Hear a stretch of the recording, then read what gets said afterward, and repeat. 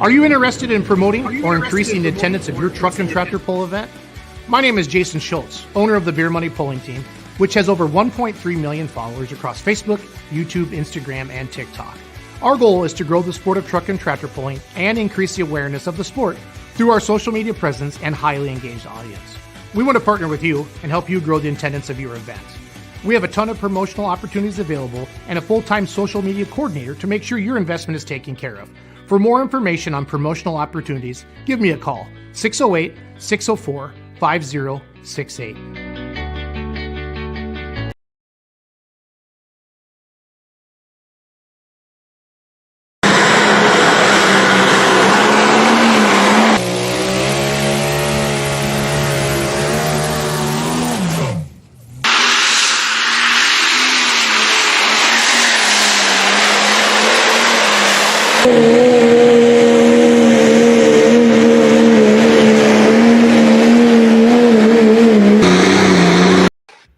Did my video freeze, Charles?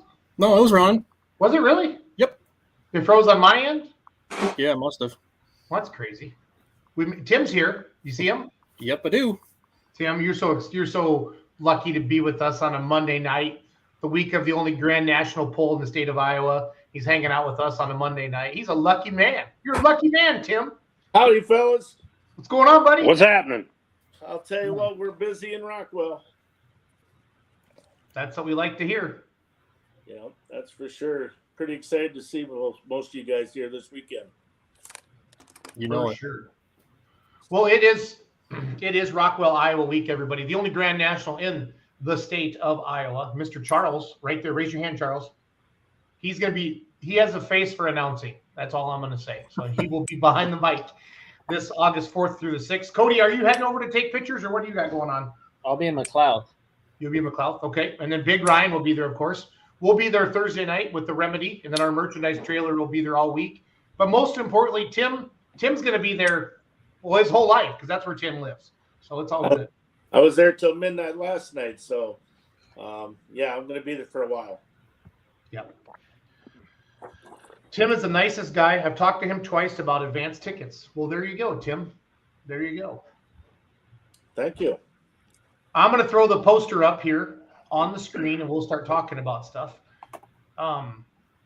We did a little bit of interview last week with you, Tim, but can you kind of tell us how this all got started back in the day with you guys? Yeah, so 13 years ago, we got approached to see if we'd be interested in hosting this event. Had been in Mason City, Iowa. And to be honest with you, I knew absolutely nothing about tractor pulling 13 years ago. I was a little skeptical, didn't know if it worked, didn't know if we could make enough money to make it work. But then we, as a group, our Lions Club, we decided to go ahead and give it a try. And as our club always is, when we get into something, we drive right in. So. Yep. Well, and you guys have done an amazing job. And, we had talked last week about the two. I mean, I don't know if you're bigger than Rock Valley or Rock Valley's bigger than you. And honestly, I don't care. Those are the two biggest events in the state of Iowa, Rock Valley and Rockwell. And you guys are about, 3 hours apart? Does that feel right if I say it like that? 3.5? Yeah, it sure is. And I'll tell you what, they're a good group of guys too. And we're all trying to do the same thing here, is entertain people. And, we got a lot of respect for that group over there also. Well, the fact is that, you're not on top of each other anymore. And for pulling fans in general, Tim, yeah, there are some pulling fans that go to Outlaw or PPL or NTPA or whatever association. But as a pulling fan, this is you're going to see Grand National. I mean, the Unlimiteds are there, the mods, the semis, everything. And you get to hear Charles announce, and it's a great event. I mean, twin tracks, 5 sessions. I mean, this is kind of what it's all about for a pulling fan. This is one of those events, Tim, that before you leave this year's event, you're already asking what next year's dates are so you can book your hotel rooms or book your campsite, or you're starting to, it's a destination pull, Tim. And every state, not every state has even one, but Iowa's lucky enough to have a couple. And you are, you guys are the promoter of that. One of the things I've always respected the most about you and your team is the fact that you guys go to other polls and you ask questions and you're watching and you're looking. And if you've never been to Rockwell, and again, I mentioned this last week, Tim, and we did our thing, but a lot of times we have a pull at the fairgrounds and it's not set up for the sport of truck and tractor pulling. You guys built a grounds that's set up for truck and tractor pulling. And if you've never been to Rockwell, when you get there and you see the lineup and the scales and the stands and the cements, and it's just awesome. I mean, Charles, you can allude to that even more than I can. You've been there more than I have, but it's one hell of a facility for the sport of truck and tractor pulling. So, yeah, well, we've put in a lot of effort, and like you said, we've been out to Bowling Green 3 times. We've been to Toma a couple times. Been up to Hutch. Unfortunately, haven't been able to get over to Rock Valley's pull because we're the same weekend. But and like I said, we just asked the pullers, and what are we doing wrong? What can we do better? And everybody's been awesome about it. And the key to it is you got to listen. The good Lord gave you 2 ears for a reason. Yep. That's good advice. That's good advice, Tim. If you're just joining us, Tim Nuehring, he is the promoter of the Rockwell Iowa North Iowa Nationals this Thursday, Friday, and Saturday. Part of the Rockwell Lions Club. That's really the main driving force behind this, is to do something great for your community. And you guys give a lot of money back to the local community. I mean, I know, isn't the swimming pool that it's not just this is a big swimming pool. It's an aquatic center. Isn't that from your guys' Lions Club, Tim? Yeah, it is, and that's why we started this event, is to try to help fund it. We pledged $250,000 towards our new aquatic center, and that's what got it off the ground. And I don't think it was like $1.3 million or something to build it in a small community of 900. It takes a lot of money and a lot of work, and I'm so blessed to be part of a Lions Club of 50 plus men and women, and we've worked very, very hard. Our committee for the North Iowa Nationals is 11 of us that work year round. We start the day after the poll, so planning for next year. If anybody has any questions for Tim or any good stories for Rockwell, they're excited about coming this weekend, anything like that, please type it up in the comments. I'll put it up there on the screen. Russ also says he's bringing a buddy and his family to their first NTPA pull in Rockwell this weekend. So that's awesome, Russ. Thank you so much for that. Thank you. You are not going to be disappointed at all. So, Ryan, I'm going to go look for some photos. If you and Charles would like to talk to Tim for a few minutes. Sure. Tim, tell us what else does that money go for? Because I know that you guys pledged the money for the aquatic center, but I know there's more than that. Like if I remember right, like some of your fire departments, the volunteer fire departments, are some of the best outfitted in the state, and you give away scholarships and stuff like that. So none of this money goes back into anybody's pocket. No, and that's that's what's neat about our poll. Absolutely everybody involved with it is a nonprofit organization, whether it be the Knights of Columbus, the football backers, the Boy Scouts, the Girl Scouts, the dance team, the cheerleaders. It's just all goes to nonprofit. We give a ton of money away to nonprofit organizations. We helped with $20,000 for a new ambulance. We, like you said, our fire department is equipped with the best of the best. We give about $10,000 away in scholarships every year to high school seniors. And I think I'd have to look on the calendar here, but I think it's a little over $1 million over the last 20 years that we've given back into the community. So, none of us are profiting from this event whatsoever. One thing, I didn't know this event started in Mason City, Tim. Can you kind of highlight that for us? Yep. I didn't know that either. It did start in Mason City at the fairgrounds there, and Jamie Bush and another gentleman, I don't remember what his name was, but he approached us at we used to have a rodeo and a dance a concert out here in Chamber Acres, and then they approached me and asked if the Lions would be interested, and at first we were a little hesitant, but then we started it and we pledged that money, and we went forward it, and it keeps getting bigger and bigger. I'm flipping through photos while we're talking to Tim, everybody. These are Ryan's photos from the 2021 North Iowa Nationals. Again, if you're just joining us late, Tim Nuehring, promoter of the North Iowa Nationals, part of the Rockwell Lions Club. Grand National, the only Grand National poll in the state of Iowa this Thursday night, And then Thursday night, I think it's 6. Oh, I got to check my notes here. Let's see here. Poster time. What do we got? Thursday night start time is what? 6 p.m. 6 p.m. Yep. Okay. And then Friday noon, Friday night at 6, Saturday noon, Saturday night at 6. So 5 great sessions of NTPA Grand National Polling this Thursday, Friday, Saturday in Rockwell, Iowa. I'm just flipping through some of the photos while we talk to Tim. If anybody has questions, comments, if you've been to Rockwell, if you're coming the first, well, look at Russ. Popping me up on Facebook Messenger. Let's make him famous. So there you go, Russ. I love it. So Russ is a super fan, Tim. I hope you get a chance to meet him. Just a good dude, loves the sport of truck and tractor pulling. And it's not just Iowans coming to this event. I keep saying the only Grand National in Iowa because that is its claim to fame, besides it being a hell of an event. But Tim, what's the farthest you think you have fans coming from this year? Have you heard any states? Countries, or? I'm trying to think. Denmark, I think, with a guy said he was coming. I did hear from a guy from Vegas last week that was coming. First time he's been here.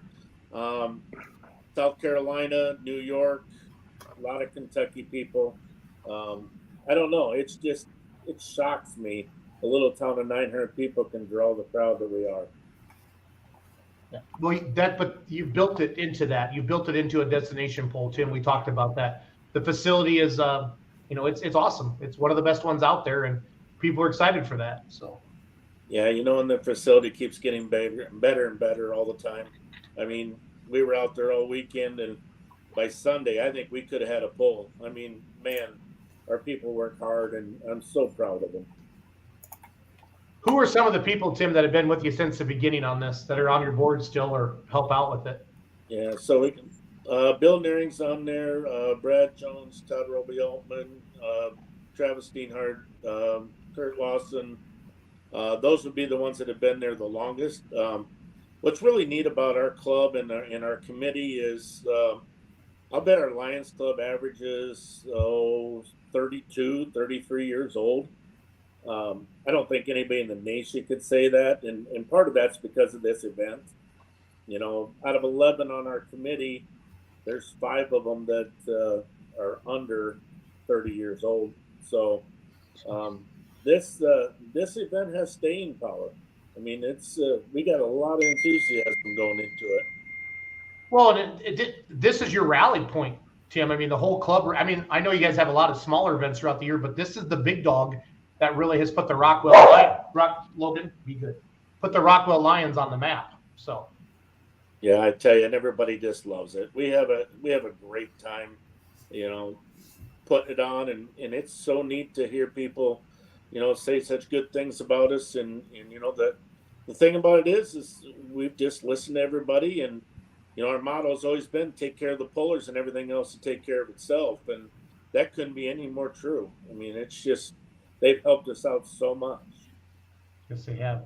Charles, who's announcing with you? Russ wants to know this weekend. Same crew we had last year. Chris Clark is returning, as is Darren Hartwell. Okay, and Darren was at Chapel Hill. We decided right after last weekend. Yes, he was. Yep. So he knows his NTPA stuff then. So he does. Yeah, he writes for the Puller, and he's got some big announcement coming in his future that I know he's. Yes, he does. And he's become a very good friend, and we help each other a lot here in state with stuff, trading events back and forth when one or the other of us can't do something. So happy to have him there. He's a good guy. Awesome. Again, if you're just joining us, we got a lot of people watching tonight, which makes me very, very happy, and all of us very, very happy on here. I'm flipping through some photos from Big Rye that he took last year at the 2021 North Iowa Nationals. Tim Nuehring's there in the middle. He is the promoter from the Rockwell Iowa Lions Club. North Iowa Nationals is Thursday at 6, Friday at noon, Friday at 6, Saturday at noon, Saturday at 6. Like I said before, the only Grand National NTPA event in the state of Iowa, drawing fans from all over the country. And it's the facility and the track. It's just awesome. It's just absolutely awesome. So, somebody just jumped on? Hey, Travis Schlabach's on here.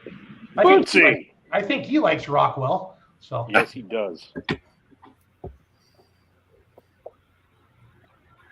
I got to find some pictures of the bone twister now, Ryan. You put me on the spot. So. Well, One of the things that I have heard, and I've been involved in this poll for probably the better part of probably 5 years.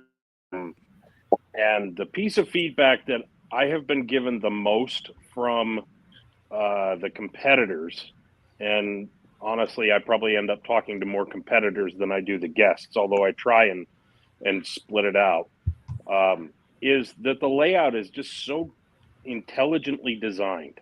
Like everything flows right. Like, the process of getting to the scales and across the scales, getting weighted up, getting staged, all that, there's plenty of room. It's not tight, it's orderly, and it just works.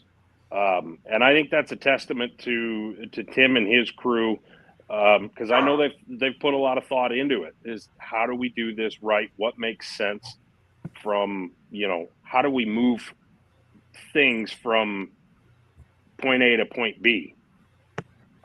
So I think and that's one of the things that I think is coolest. Now, I mean, we also have a pretty damn good track, and I've heard a lot of compliments on that as well. So, but those are the reasons that competitors love coming.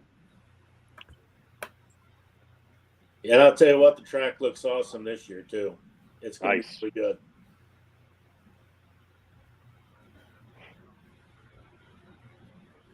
Yeah, Bill Nuehring does a really nice job, him and his crew, getting the track ready. We've been dry here. I think tonight we're going to open it up and put a lot of water in it and close it back up. And we're getting ready for a really good show. Travis, what does this is your closest poll to Marengo, Iowa for the Grand National circuit. What does Rockwell mean to you and your fans and the diesel super stock class, Trav?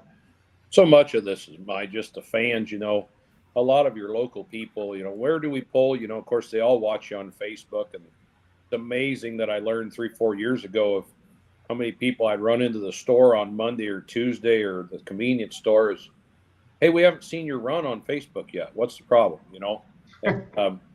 So for this, everybody's like, well, where could we come watch you poll? I said, well, the only place we poll in Iowa is Rockwell, and you won't find a better place to go. I've got some friends of mine that have started to come up there and camp. They've camped up there the last 3-4 years, and that's been a huge thing. I think Rockwell, they've hit a double or a triple with that camping deal. And kudos to them guys. I've said that every year. When we can go back from one year to the next year to the next year, and you can just say, when you pull in the pits, you say, I wonder what they did this year to make it better for us pullers. I pulled my super farm out there back when she was a region hook. Tim remembers it, the day it started raining.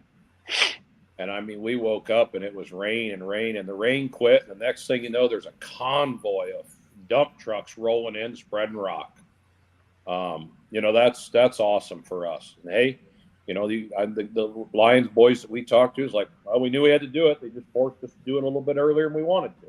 Okay. But they're great.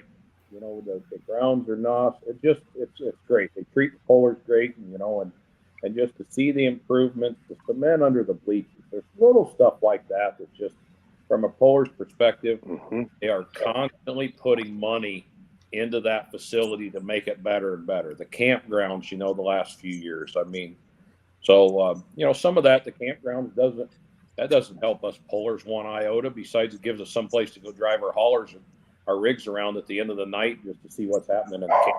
There's nothing wrong with that. But so yeah, yep. I think they've done an awesome job, and it's local, 2.5 hours from home. So.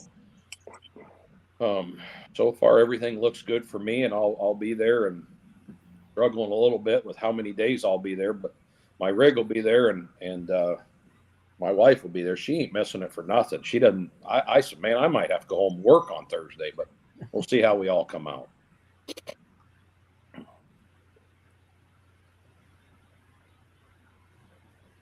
My dog was barking, so I muted myself there. Sorry. Rockwell gets better every year, Lisa Jostock. So thank you for that, Lisa.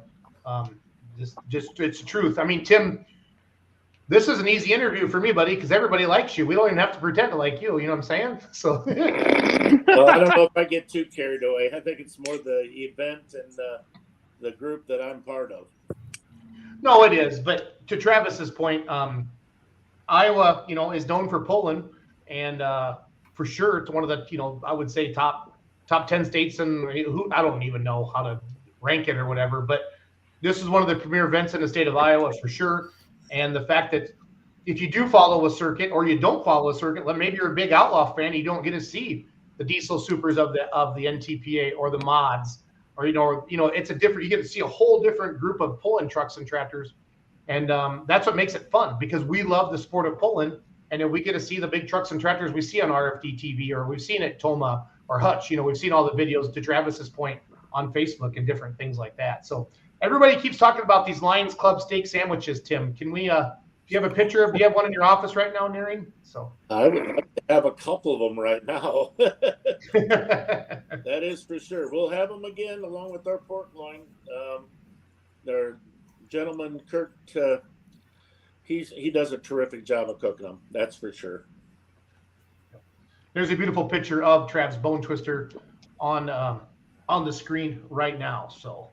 Trav, I still remember a couple years ago when I was helping announce and helping Phil, and I gave you a microphone. I went to go pull my tractor, and I was like, everybody's like, wow, Travis can announce too. So Charles, we have to get Travis a microphone again, buddy. We'll have an extra one. You're more than welcome to come up and chat with us. We're happy to have you. Absolutely. Yeah, no, that was fun. Jason's like, well, I gotta go pull my tractor. You drive my tractor. I said, I'll announce for you. So we had a good time that year. I enjoyed that. I got a lot of nice compliments. I didn't expect the compliments, but it was fun. It actually kind of got me. And then the only thing negative, or it was a positive, but now the local hometown poll back here in Marengo, Iowa, the week after Bowling Green, I get to announce that then also. But that's all right. It's fun to interact with the fans and get them all on the same page, and we did have a great time. And I think if is Harold flagging again this year? Yes. So if Harold's flagging, then we need to make sure Allison gets out there to do the YMCA with him. I will make certain of it. Right, you take care of that, because I'm not very good at telling her what to do, or she's not very good listener, one or the other. But you, Ryan, I think it's in your best interest not to do that, not to tell her what to do. I'll leave that one up to you. Peterson won the Diesel Supers one night last year, right? Yes, he did. Yep. So I got a picture right here. Somebody's being kind of a little smart turkey butt there. That's all right. We like to spread it around. I like to see. I'm just happy. I don't know how many we're going to have. We lost a couple. We lost one or two last weekend. So I don't know. I got my fingers crossed we can get 8 to 10 of us there. So would be amazing. Yeah. Yep. If the Outlaws didn't have points hooks on Friday and Saturday, man, I was going to do whatever it took to get Doug and Jeanette to come up. Yeah, well, I was working them in Pawnee City, Nebraska hard. So there's a bunch of us that really want to see the two of you run heads up. Yes.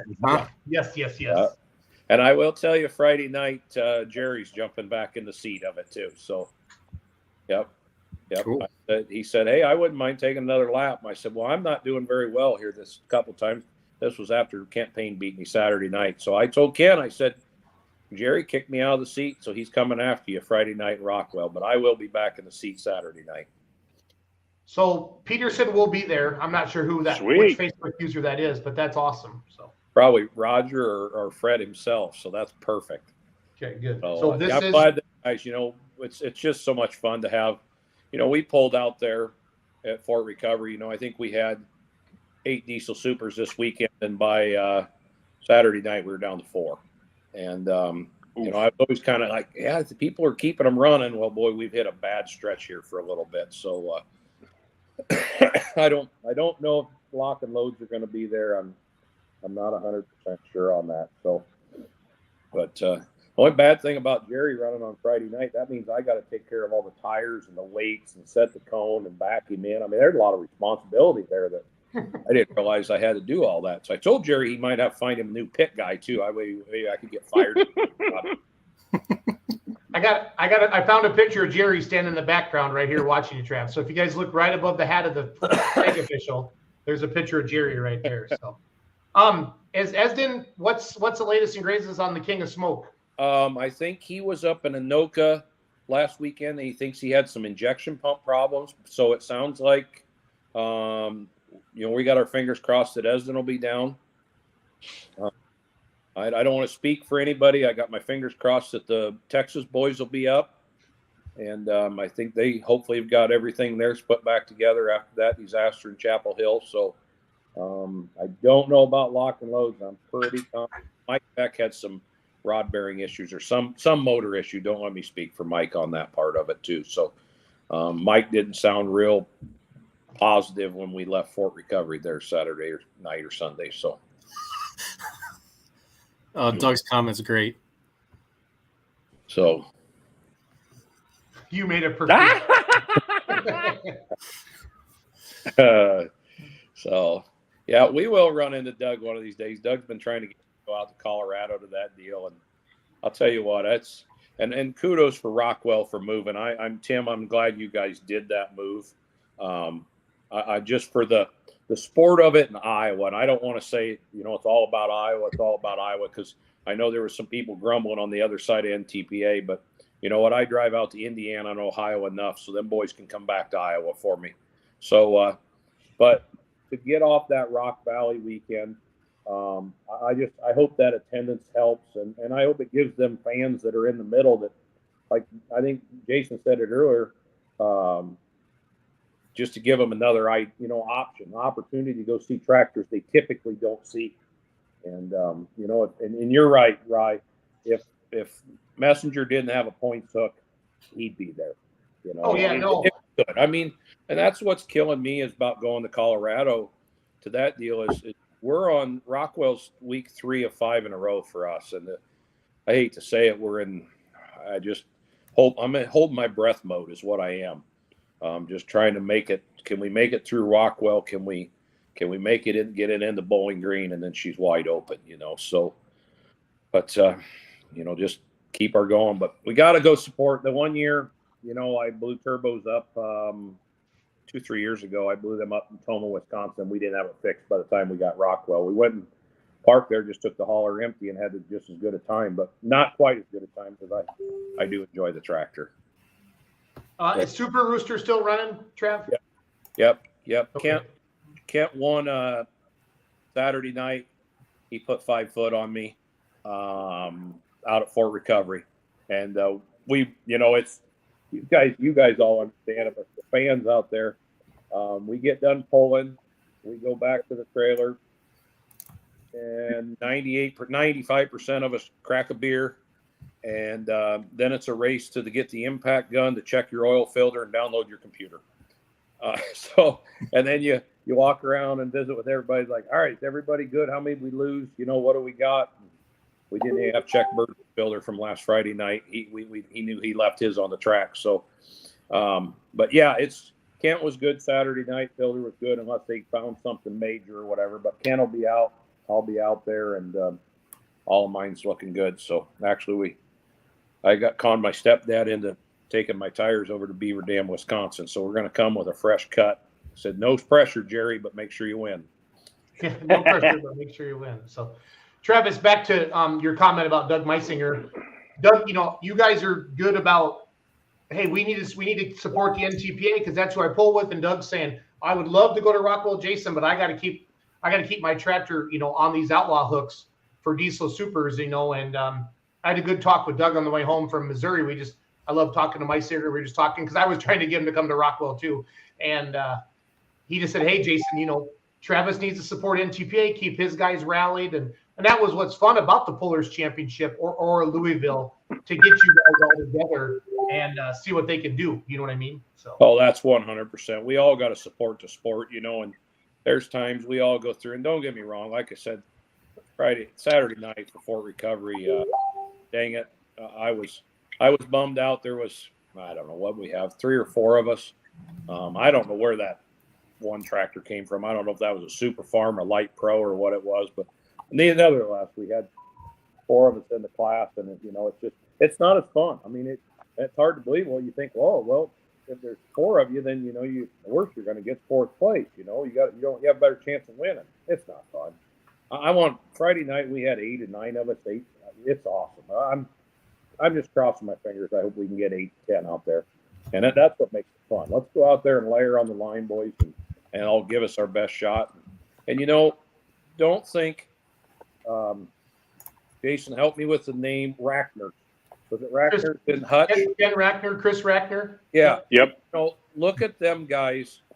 They're not Grand National. They got good stuff. That's awesome. When they won Friday night at Hutch, I said, I think I called Profab Larry and I said, you have Ken Rackner's phone number. He said, yeah. I said, send it to me. I want to send him a congratulations text and tell him I'm pissed that I'm not going to be able to come over and drink all his winter beers. So, that's awesome. And anybody can win. I remember my first Grand National win was in New Hampton, Iowa, and nobody knew me, but I mean, when I left, they did. They all came, shook my hand and congratulated me and said, where'd you come from? And by the way, you need to be on the circuit next year. So, but yeah, it's just, that's the part we run into, and I'm terrible with names. They just pulled with me out in Fort Recovery this last weekend, that they bought Mike Beck's old high-tech redneck, and they do a lot of local pulling there, and said, hey, we're going to come out and jump in. I said, boys, and I even told them, I said, hey, if I can help you in any way, it gets to be parts, advice. I said, you can ask me, I can give you my advice, give you what I'm thinking, and when you walk away, if you want to throw it in the garbage, I don't care. What I want you to come pull with us whenever you possibly can, and that's what we're trying to do, is promote our class, and it's tough. Parts are tough, but I think the pro stocks are tearing stuff up too this year. So I don't think we get the total award for the most equipment tore up in one year.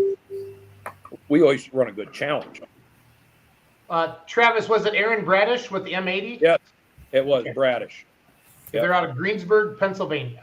Yep, and they bought Mike's old tractor, and it run they were stuff, and they hadn't been out a lot, and they were just, they were way cold Friday night. And I'm like, guys, that's the better end to be. They be on the cold side of that exhaust temperature, not on the hot side of it. And work your way up to that. So, So it was good to see them. And Bell Fans had a couple out there Friday night, and I think he had it was a similar deal. I think he had one he was going to that was more of a points deal for one of his tractors. So, he bailed, and I respect that whole point. Just like Doug following the Outlaws, you got to do that. We got to have them everywhere. Yeah, the tractor was still silver when he won New Hampton. Absolutely. Yep. Travis, you hear anything from Goodwin? I have not heard from Matt, but I've heard that he has all his parts back from Toma. I think Toma he was out. And so I think we'll see Matt. I have not directly talked to Matt, but from the stories last weekend that we were all standing around trying to figure out numbers for Rockwell, I'm hoping we got our fingers crossed on Matt. Matt Goodwin's cell phone number is about to go into the chat, and I want everybody to send him a text message and ask him to come to. Here it is. Everybody, jump on your phones real quick. Just send Matt. We'd love to see you in Rockwell this weekend. That'd be awesome. So, I already got my behind the helmet interview with them for the year, so I'm good for the year. You might start getting hate mail in your mailbox there, Jay. Yeah, I already do, Travis. Don't you worry, buddy. So, but no, Tim, as you sit here as a promoter and you listen to this and you have the Grand National Diesel Superstock champion talking how much it means to him and his fellow competitors to come to Rockwell, how does that make you feel as a promoter? I'll tell you what, we're proud. Travis has been great for our show. He's never been afraid to give us advice, and sometimes we don't like it, but he gives us advice, and we appreciate that. It's just, you can't get mad when you got an event like this. You got to listen and move forward and do the best you can. But his class has been very good to us, and we really look forward. Like you said, we're hoping for 8 to 10, but I don't know.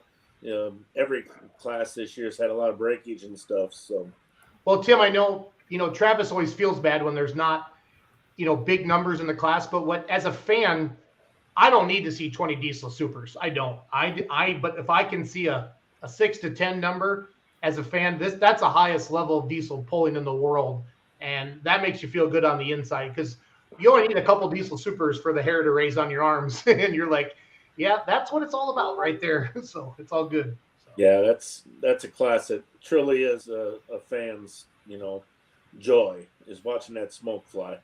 Yeah. Has Smoking Hot Deer been out? Anybody know this year? I haven't seen them out anywhere. I have Nope. not. That was another one that we talked about, and somebody, like I said, don't let me put any words in anybody's mouth. Somebody mentioned that they thought we might see Jeff this weekend. So I don't know for sure. I have not directly talked to him, but somebody said he was trying to get some stuff put together to make that happen. So Yeah, that somebody might be actually on this phone call. Perfect. Doug saying just got motor last week, and a Facebooker says waiting on parts last I heard. That's good. So please let me know what Matt Goodwin says, Trent Pollock. I appreciate that. And the other couple hundred people that are texting Matt Goodwin. I hope he's sitting there. I love messing with Goodwin. That makes me so happy. So it is so fun. It is so fun. I do at the dentist, but he wouldn't know how to use his phone anymore. He'd be mad as hell at me. So I'm not going to do that to dentist. So it's all good. Again, if you're just joining us, we're live. It's Monday night. We do this every Monday night. You can listen to us tomorrow on iTunes and Spotify. You can hear the audio podcast of our video cast here. But Tim Nuehring up there in the upper right-hand corner is the promoter from the Rockwell Iowa Lions Club. Again, I've said it over and over again, but the only Grand National NTPA hook in the state of Iowa. We said it with Hutchinson, the only one in Minnesota. This is your chance, fans, to see the highest level of pulling in the world that the NTPA has to offer. And there's some classes that the NTPA has that none of the other ones have. And, the amount of diesel super stocks is where the NTPA really can separate it. The unlimiteds, the semis, different things like that. So you're going to see some stuff that you normally don't see in the state of Iowa this August 4th through the 6th. Again, Thursday night, 6 o'clock, Friday at noon, Friday at 6, Saturday at noon, Saturday at 6. It's a hell of a pull. And you've heard Travis say how good the facility is. We've all said that. And that's really what makes a pull fun. And the campgrounds, Tim, kudos to you. I mean, Bowling Green's not Bowling Green without the fans. I don't care what anybody says. I'll take that to my grave. If you didn't have those rabid, passionate fans at Bowling Green, it would not be as neat as it is. So, yeah, I tell you, it's kind of funny that some of the comments you get when people call in. I've had a couple this year that say they heard in the campgrounds of Bowling Green last year that Rockwell is the Bowling Green of the West, which is, man, that's a compliment there. But we are trying to grow this thing, so who knows what happens in the future. And the campgrounds are growing in popularity too. Yeah, last I looked, I think we had 82 right now. So how many spots does that leave left, Tim? About 60 acres worth. So we got a lot of room without you guys having to go out there and cut grass and all that. Yeah, it's, I don't know, 20, something like that. There you go. So we got room for 20 more. Yep, for sure. And what's it cost for that, for the camping and the wristband? Because I know you do it as a package deal. Yeah, so it's $300 for the weekend, and you get 2 5-session passes with that. So pretty decent. It's a good deal. This year we spent a lot of money. Again, we went out and made our own shower trailer. So we got 8 showers in there. It's all self-contained in a reefer, and I'll tell you what, it's beautiful. It is really, really nice. I told Tim to actually do the interview from the trailer, but he thought that'd be a little weird. I don't know. It is the beer money show, be Tim. better. We can do an interview this weekend with him in there. That's hilarious. Are Dankin Hearts back together, Trev? Possibly something that could happen. I have not heard from Bill on that for sure. Okay. No. And I did see on your scroll, and I wonder if that was Sandy to put on there that the rooster is in good shape and will be there. So I didn't doubt that from all the that rooster's chasing me. So yeah, Rooster's good to go. Yeah, so. Rooster's good to go. So that's awesome. But and I did find out while you guys were chatting, Beck is out. He's got a rebuild coming, and his hometown pull is in a week or two, so he wants to make sure he's there for that, and I get that. Yep. It's just, I didn't think Beck could make it. And I don't know about lock and loads. They got they got a long ways to go if they're going to do that. That was a big fireball. Yeah, I think we just talked about the cause of that fireball in the last week's meeting, or Monday night, didn't we? Did we last week? Yeah, I remember somebody was asking, said, why is it such a big fireball? And that's when we start talking about cylinder pressure of 10 to 12,000 PSI and all of that. Yeah, we brought your Yeah. Nitrozilla photo up from Chapel Hill. Yeah. Yep. Yeah. So, we're actually, it's, so as we're standing there, having after that happened and everything, nobody got hurt, but then there's conversations of, are we going to have to do something to prevent that? That was a pretty big flame that went up the right side of the tractor. And even when I did it in Chapel Hill, I can't, there was a gal down there, she was at the 75 foot, and I know in the picture, she spun around because the fireball had come at her. And I think it might have burned a few eyebrows off of her. I know she didn't get hurt of anything like that, but, it did. So I don't know. I've got some text messages going on already, and we're trying to come up with another plan of attack to maybe prevent this. The nice thing is it's a plus on the R end when the pressure does relieve itself through that oil pan. It doesn't blow all the oil up underneath the hood and start the tractor on fire on the inside. So there is a positive to that.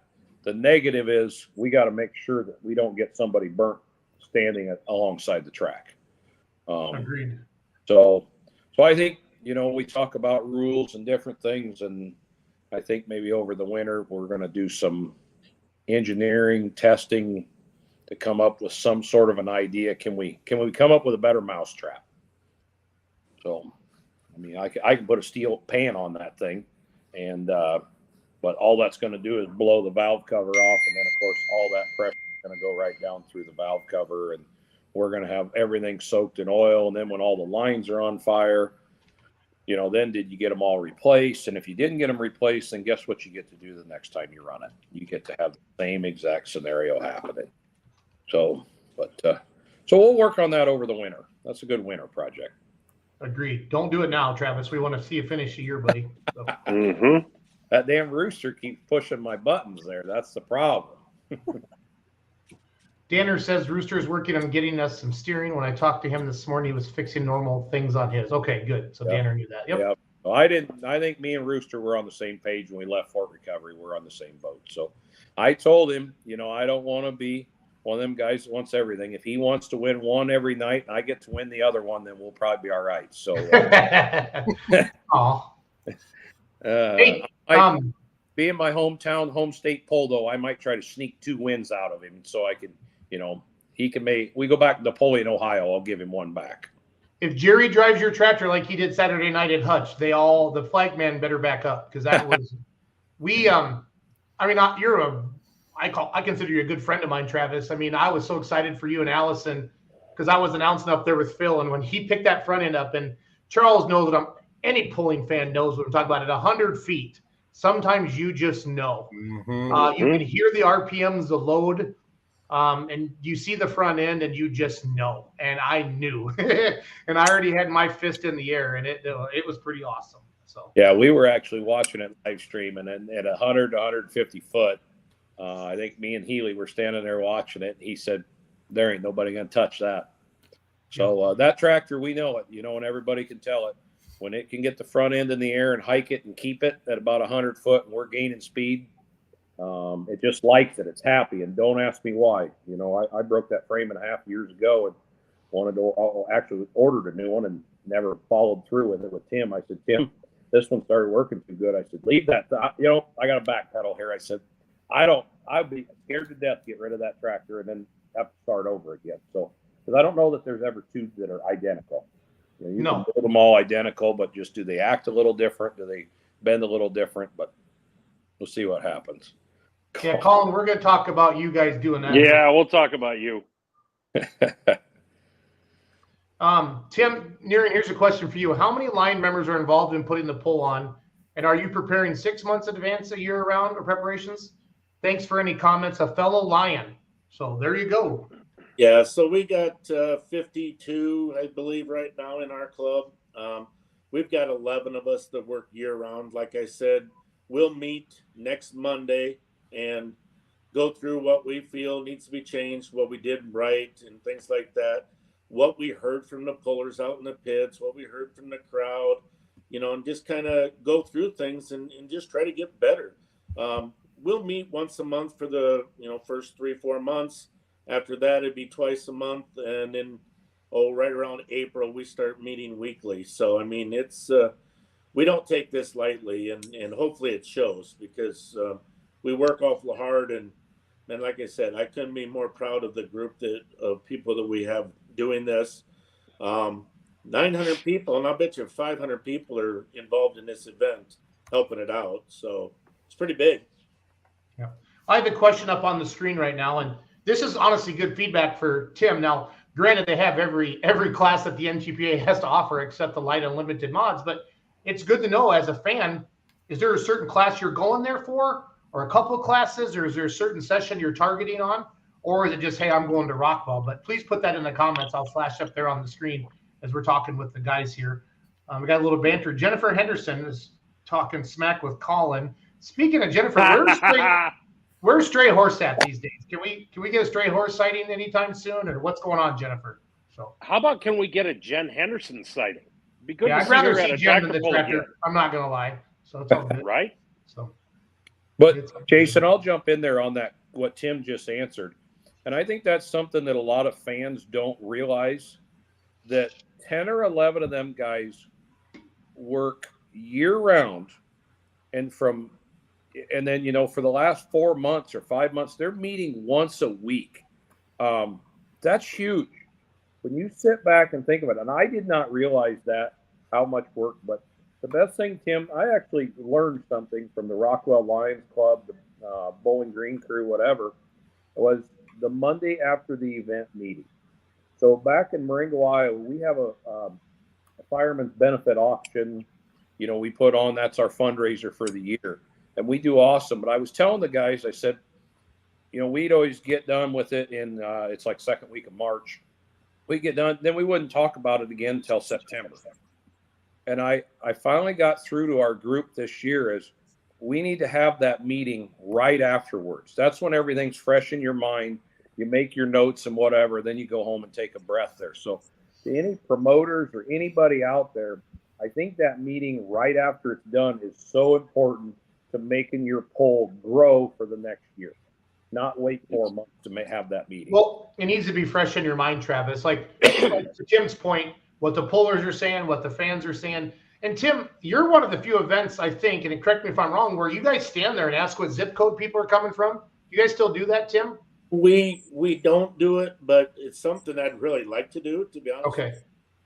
Maybe that's what I was thinking. I want you to do, Tim. Maybe that's where I was coming from. So yeah, I mean, every year we say, well, next year let's put up a map of the United States and have everybody, pin where they come from. It's I don't know. Like I said, we all love it. We love the sport, so it's not work, but it is, if you know what I mean.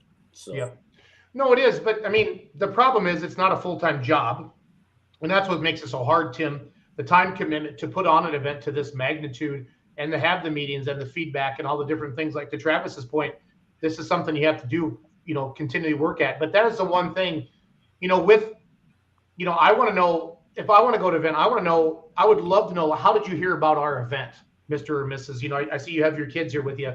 Was it radio? Was it TV? Was it print? Was it word of mouth? Was it social media? Different things like that. Because when you go to Best Buy, they still ask you for your zip code, because they want to know where you're coming from to track you down a little bit. But I swear, Tim, I saw that one year at your event, but maybe I was wrong, where somebody had a clipboard. They had a whole bunch of local zip codes, and they were just asking you what zip code you were from. And I gave them. Actually, now that you did say that, we did do that one year, but it's just I didn't remember. I'm 60 now, so I'm forgetting. It's so it's amazing though, the feedback. I mean, 90% is great feedback, and really helpful, and that meeting, the very next day, that's where we started discussing, okay, we got to get off of this date. I mean, we there was a lot of thought over the last 3 years of trying to do that. And, once you get pigeonholed into a schedule, it's tough to get out of that, and it's I was telling you last Monday, I've talked with Rich several times over there in Rock Valley, and we both, said, boy, it'd be nice if we weren't on the same weekend, so we could go and support each other's group, and we just kind of, I guess, drew a line that, we got to move. Most of our group are farmers, and sometimes we're spraying in July. The way it looks now, we're going to be spraying in August too, but it just, it was just a great move for us, and I think it's going to be an awesome turnout this weekend.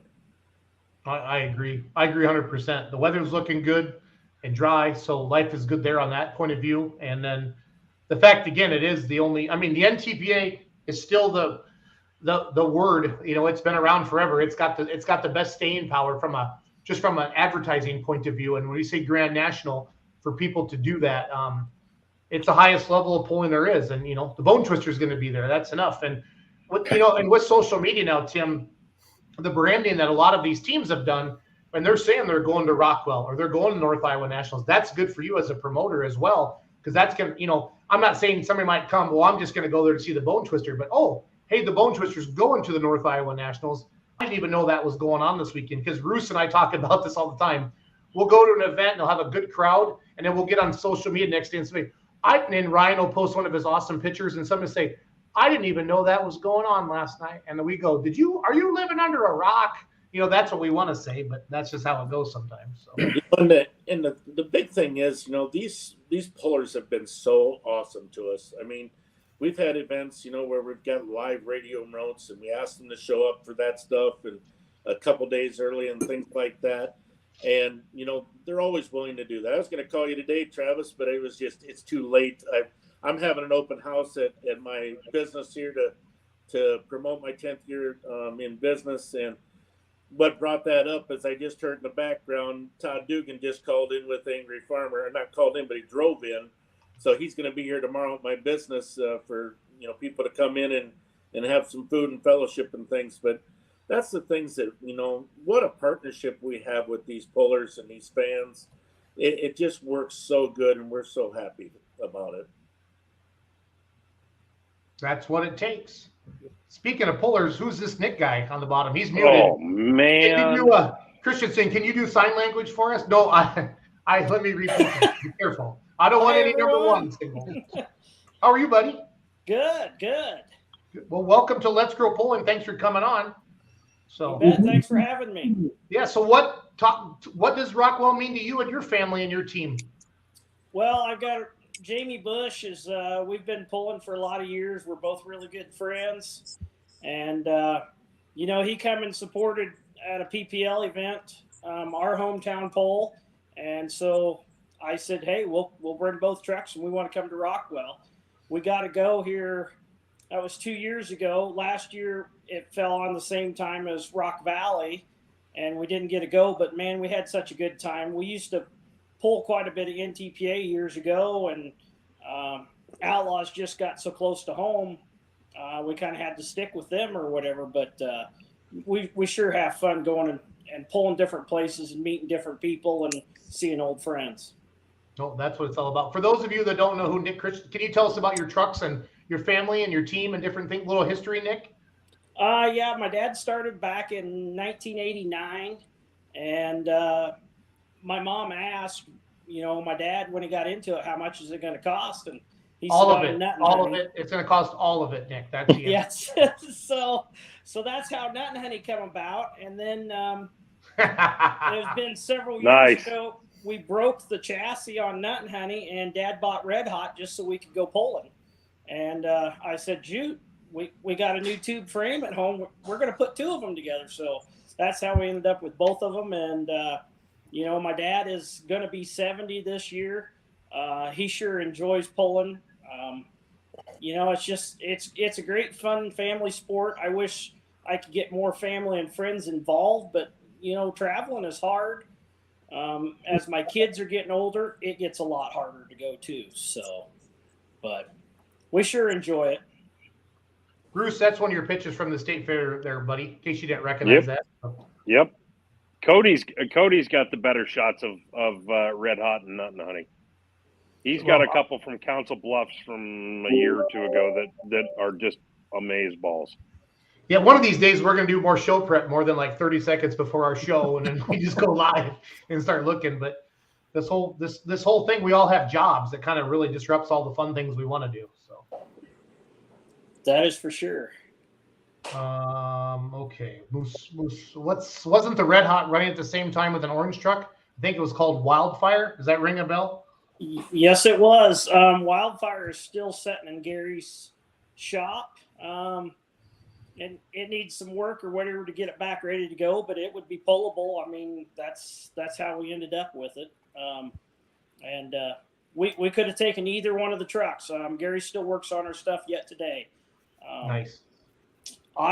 In Rock Valley, we broke a valve spring on the exhaust side and we bent the valve. And we were a little slow on maintaining things while I was trying to get my motor in the truck. And needless to say, it tapped the piston. So Dad took off and went to Bolivar, Missouri, down to Design Performance, and they put another valve in, and he's back home with it already. So tomorrow is put it back together and get him ready for Rockwell. Nice. I like that. I like that a lot. Mark Ham says you're his hero. Do you go to his liquor store and buy a lot of booze there, Nick, or what's up there? Well, he likes PBR pretty hard. Evidently, it's coming back. It's coming back. It's coming back. All right. Is everybody ready for the big announcement? Are you ready, Travis? Yep. Okay, I'm putting it on the screen right now. Nice. Nice. Yeah. That's from the source, and we can trust Mark. He knows what he's talking about. So, Charles, you finally get to knock that one off the list. Yeah, that's the one that's gotten away for all these years. So, yep, that'd be awesome. Hey, so we don't always get a lot of pullers on here. Travis, what's one question you have for a 4x4 truck puller? Of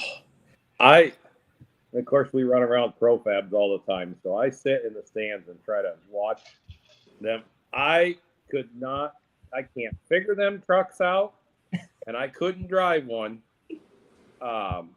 because my challenge would be how quick I could get all four wheels off the ground.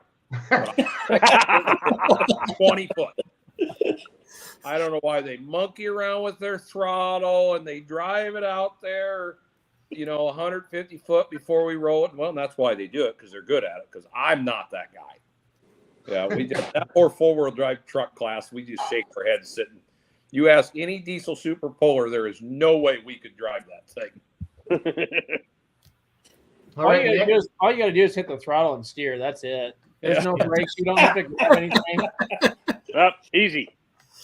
Yeah.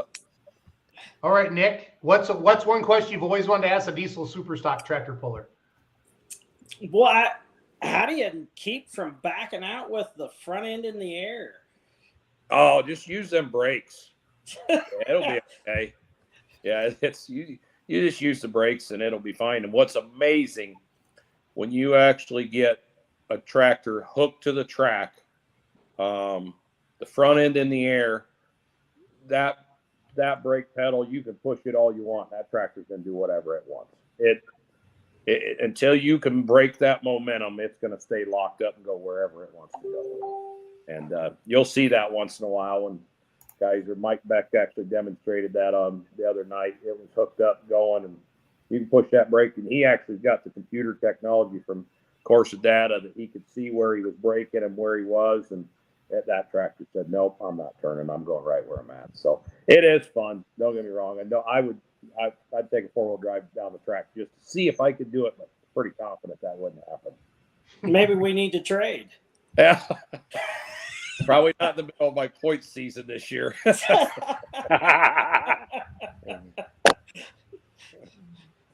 I love it. I love it. Nick, have you pulled in Rockwell before? Yeah, we did 2 years ago. We got to go up there.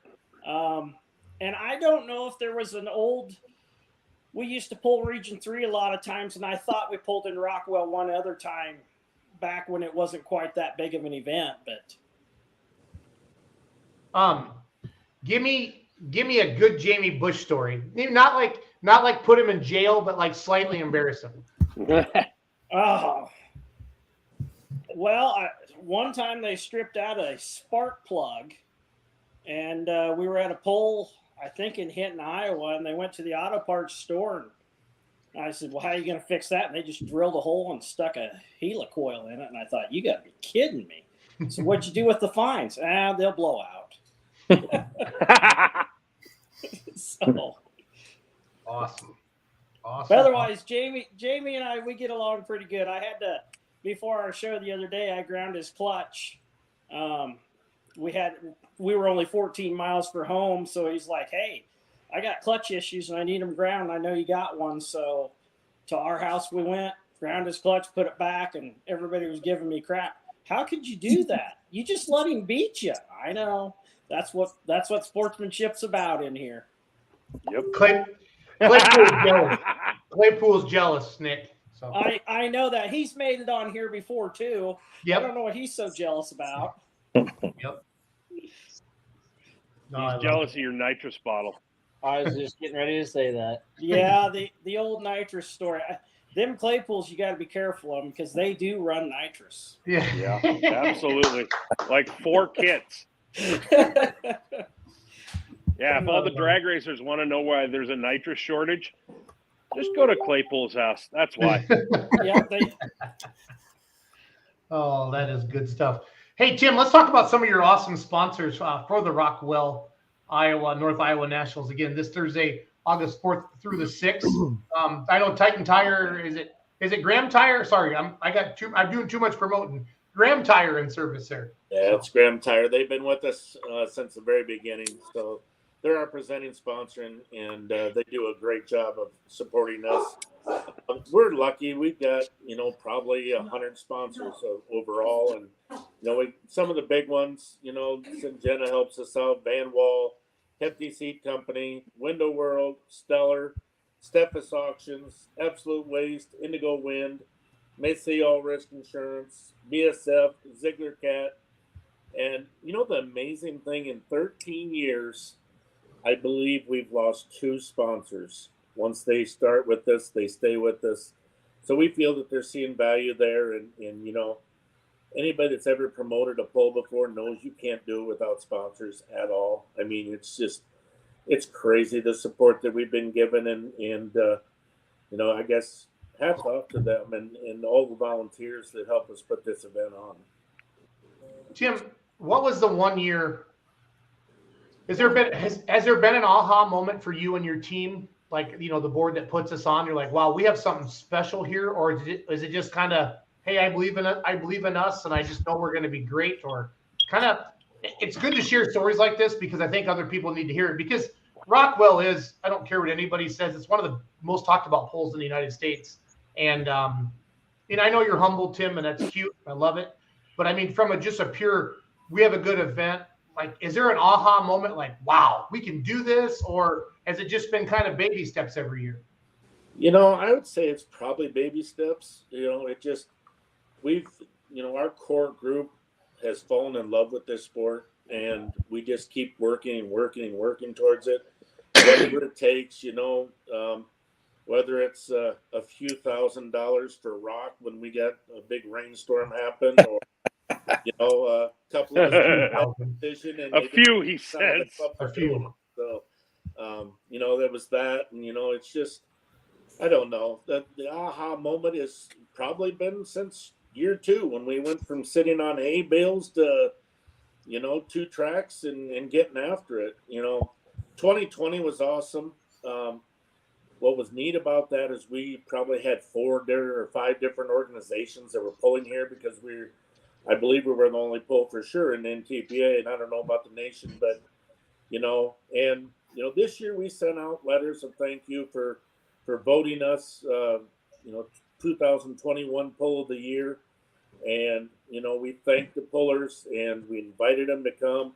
I wish I would have had the contacts to each and every puller in the United States, because I would have wrote a letter, or we would have wrote a letter, I should say, each and every one of them, inviting them to our poll, because, I mean, our next friend is the next puller that comes to our event, and we meet them. I mean, it's just, It's 2020. That was tough. What a hard decision to pull off a pole. I mean, we didn't know what we were in for. We could have lost our butts, but it turned out amazing. The crowds were there. The pullers showed up. It was just neat to see all the different organizations come to play. We're hoping this weekend, we're off of Rock Valley. I hope more guys like Nick show up to pull, whoever, is able to pull in those classes. Yeah, you're going to see the crossover, Tim. If somebody doesn't have a points hook, like we're going to come hook Thursday with you, then we're going to roll out Friday morning. But that's my commitment to you. Like, I'm going to come pull at your event because I want to be there, except I'm chasing outlaw points this year. So I think you're going to see a lot of that where, one night you might pick up a few more, like on our way to a pull or something like that. Like, I'm not chasing NTPA points, but I think you're great, and I think the event's great, so I'm going to be there if I can. And I think you're going to see more of that this year, Tim, than you have in the past because of the working together and getting off each other's dates. I think that goes a long ways in the puller's eyes. So yeah, and I'll tell you, Ryan brought it up earlier, but what's neat about our facility is you're not going to get in the way of anybody. If you got to pull out the next morning, you just back up and go. It's easy to get around. It's not a problem to do that. If you come in at midnight, we got lines painted already. I mean, it's it's easy to get around. So. Yep. Tim, how many do we have already in the pit?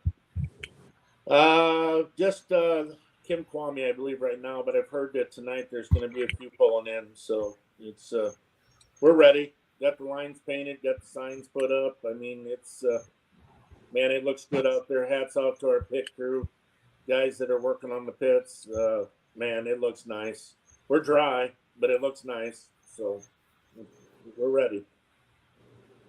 Is there open camping still available? Can guys sign up somewhere, or do they go for that? Yeah, so you can go to shopntpa.com and you can get your camping spots. Like I said, I think there's like 20 left that's, fully groomed, but we can make more room for sure. Today we've had a lot of calls. I mean, it was crazy how many calls. I couldn't even hardly do my job here, but we made it work. So it was good.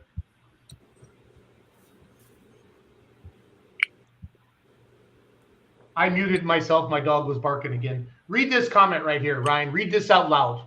And then this is what Rockwell and Tim Nuehring's all about. All right. Yeah, and this absolutely is. Mike, you're spot on. Mike said Tim was going to give the keys to his UTV so I could take my father-in-law to the pits. Hell, I've never met Tim before. But before we knew, one of the volunteers with a golf cart showed up to take the father-in-law around. And he says he'll always remember Tim offering that. That's small town hospitality. And that is. That's what that show is known for. And Tim's not the only one. I know that, 2 years ago? Charles, it was your first year, and Dusty needed to get to the airport to pick up his parents, I think, right? Yeah. Yep, correct. Yep.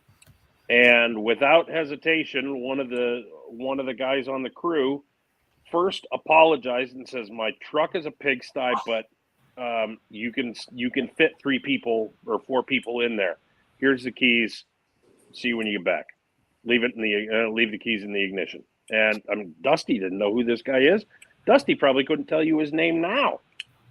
Right. But that's the group. That's the dedication of the group that runs that show. Tim, what's your favorite class? What's the class that you always try to stop doing the things and sit down and watch, or at least stand by the track and watch? So personally, I like smoke. I'm a farmer, so Travis's class is my favorite, to be honest. So I just love that class.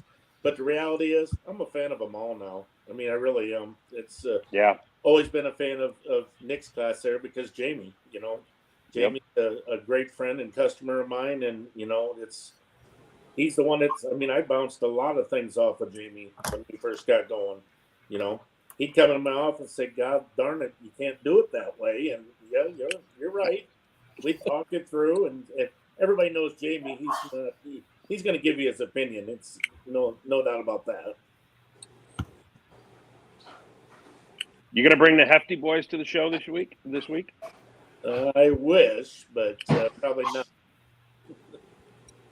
We need to do that. We need to work on that. We need to get them to take a night out of their schedule and come pulling with us. Yeah, I think that'd be fun. I think they'd like that too, for sure. That's they stepped up and helped me this year to become a major sponsor. We're the RFDT TV sponsor this year, so it's cool. Nice. Trav, for anybody maybe it's on the fence, like, I don't know if I should go this year. I've never been to Rockwell. What could you say to a fan that maybe, to maybe make them come to Rockwell if they're pondering it? You're missing out because I think Jay said it earlier. This is one of the largest pulls on the west side of the Mississippi. They're never gonna. I shouldn't say they may be someday as big as Bowling Green and have as big as stands and everything, but they're going to have their work cut out for them. And kudos to Bowling Green. But I'm telling you what, the facility is top of the line. They've got everything you need, nice stuff. I was impressed with Tim saying we built a nice shower house for the campers. That's the little stuff that people really appreciate. Is the pullers The pullers, we all bring our own showers. Very few of us are going to run out there and use the shower house. But the camping, they're not just trying to make it best for the pullers. They're trying to make the whole event better for everybody. I mean, that's one of the quirkiest little things that I am so impressed with is all the cement underneath the bleachers. Yep. They're not just drug in there and parked on rock and unlevel and whatever. They said, hey, we're going to make cement there. The sandwiches at the finish line, man, you got to go there. I mean, we're buying them by 20 at a time at the end of the night, man. We're cleaning house because we've been there pulling, and then you got to get a little base down there. But yeah, if you're considering, it's a top-notch event, and you can go back and look at their history. Go back 10 years and look at how many classes did they have 10 years ago? How many classes did they have 7, 8 years ago? They didn't keep adding classes without being successful, and I think that their record shows that. Like you said, they got everyone but one, Light Unlimited. So, I think it's awesome. They've done an awesome job, and you could tell they put the money back into the facility. I don't think we could have did it any better, Travis, if we didn't give you a script. You know what I'm saying? So. Where do I get my armbands and camping pass I bought online when I get there Thursday morning, Tim? If they bought a camping pass online, they should have been able to print off their tickets. So then when you go to the gates, they'll give you armbands. Perfect. So. Don't worry, there'll be somebody there that knows when you see somebody with a Rockwell or a Lions Club shirt on, they'll take care of you. It's super, super friendly. Yep. Nick, from you, from a four-wheel drive mod perspective and as a puller, what does it mean to you that you get to go to this event? And what sessions are you hooking at this year? Oh, we hook, I believe it is Friday afternoon and Saturday evening. Okay, Saturday night. Yeah, we're going to go up Thursday just because you get to enjoy the pulling. A lot of times when you do go to these pulls, you don't get to sit and watch pulling like you enjoy, and you get to sit in the stands and drink a beer with your friends. And, and as far as the classes go, I mean, there's classes we don't get to see, mini rods, diesel semis. We don't get to see large groups of that. My nephews went up with us last year, and they were glued. They couldn't leave. They're like, man, we've never seen this before. And I was like, yeah, it's cool, isn't it? You just don't get to see that part of it. And it is it's the heaviest show on wheels. That's for sure. It is. It's a lot of fun. It is a lot of fun. So, Tim, we've taken up an hour and 15 minutes of your precious time this week. So give us the final 60-second commercial for the North Iowa Nationals this weekend, and we're going to let you go, buddy. Well, I'll tell you, we're just thankful to everybody, the pullers, the fans. My personal guarantee to you is once you come to our event, you're going to be hooked. I mean, it's just everybody keeps coming back and back. And, some of the pullers been coming, I think, 13 years. So, some of those classes. that we've had. And just come and introduce yourself and tell us where you're from. We want to hear your story too. I mean, as far as we're concerned, we're one big happy family in this pulling, organization. So we're pretty excited. Guarantee everybody's going to have a great time. We got a lot of really good support from pullers, from you got announcers that are at our event that help us out, all the sponsors. I guarantee you that you're going to have a great time. Just love to see you come out. Well, Tim, we're excited to be there. Thank you for letting us be a part of your event, and we'll see you Thursday, buddy. All righty. Thank you much, fellas. Have a good night. See you, bud. See you, Tim. It's always nice to have the promoter on the week of the event, guys, because they got a lot of stuff going on, but they still take time to spend some time with us a little bit and go through there. So, Nick, let's catch up on your pulling season so far. As a puller, what are you seeing this year? Like, what are you seeing for crowds, I guess? Like, a lot of the normal pulls that you go to, are you seeing bigger crowds, normal crowds, smaller crowds? What's the feel been like to the 2022 season so far? Well, some places I've been disappointed with, and some places I've been real good at. Depends on a lot of times it depends on the temperature at the event. If it's extremely hot, it's hard to get people to come out. Friday nights, if it is hot, people don't want to come. But Saturday night, seems like we can seem to draw a pretty decent crowd. So, it just kind of comes and goes. Puller wise, and I haven't been real good about Outlaws, and traveling to all those, but I had some shows that were close to home here, and I got friends and family coming to see that, so I kind of got to support what's close to me. But I think there's a lot of the numbers are down in pulling this year, and I think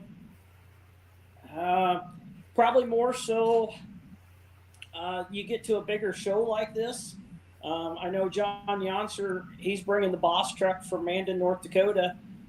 Sweet. He's like, man, I got to go. There's a Region 3 hook, and he's like, I just got to go. He had so much fun, and it's just a different atmosphere that you get a whole bunch of pullers together, and it's a lot of fun having more there at the time. But yet there are associations, and I think they all are struggling, and money for people to put these on to find sponsors right now, it is tough. You can't, restaurants aren't even open yet, and it's like, where'd everybody go? It's a tough deal, and there's a lot of people that are working very, very hard to support their own business that they can't go to these events too. So. Yep. Agreed. Ryan, ask Nick your question. Nick, if you could steal the keys to anything and go pulling with it, aside from Travis's tractor because he's in a points battle and he's not going to let you take it, but all bets are off next year. So, whatever. You can take the keys to anything and go pulling with it for one weekend. What are you going to take the keys to, and where are you going to pull it? And why?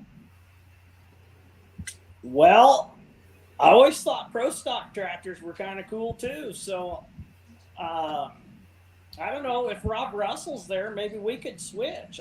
I don't know if Rob wants to or not, but I'll try anyway. Hope springs eternal, buddy. But if I'm not mistaken, I don't think Rob's actually running for points this year. No, he's not. That I've seen him anyway. So I would think. So that there he you go. Probably be up here. There you go. There's your shot. Maybe he wants to run a 4-wheel drive. Can you imagine if Rob showed up to Atlantic the other night? Well, they'd be like, "What do we do?" I don't know if the sled had enough weight in to stop him before he's through the trees and up the hill. So No. Hey, Nick, what would your dad say if I asked him that question? Well, I think he would like to drive just about anything.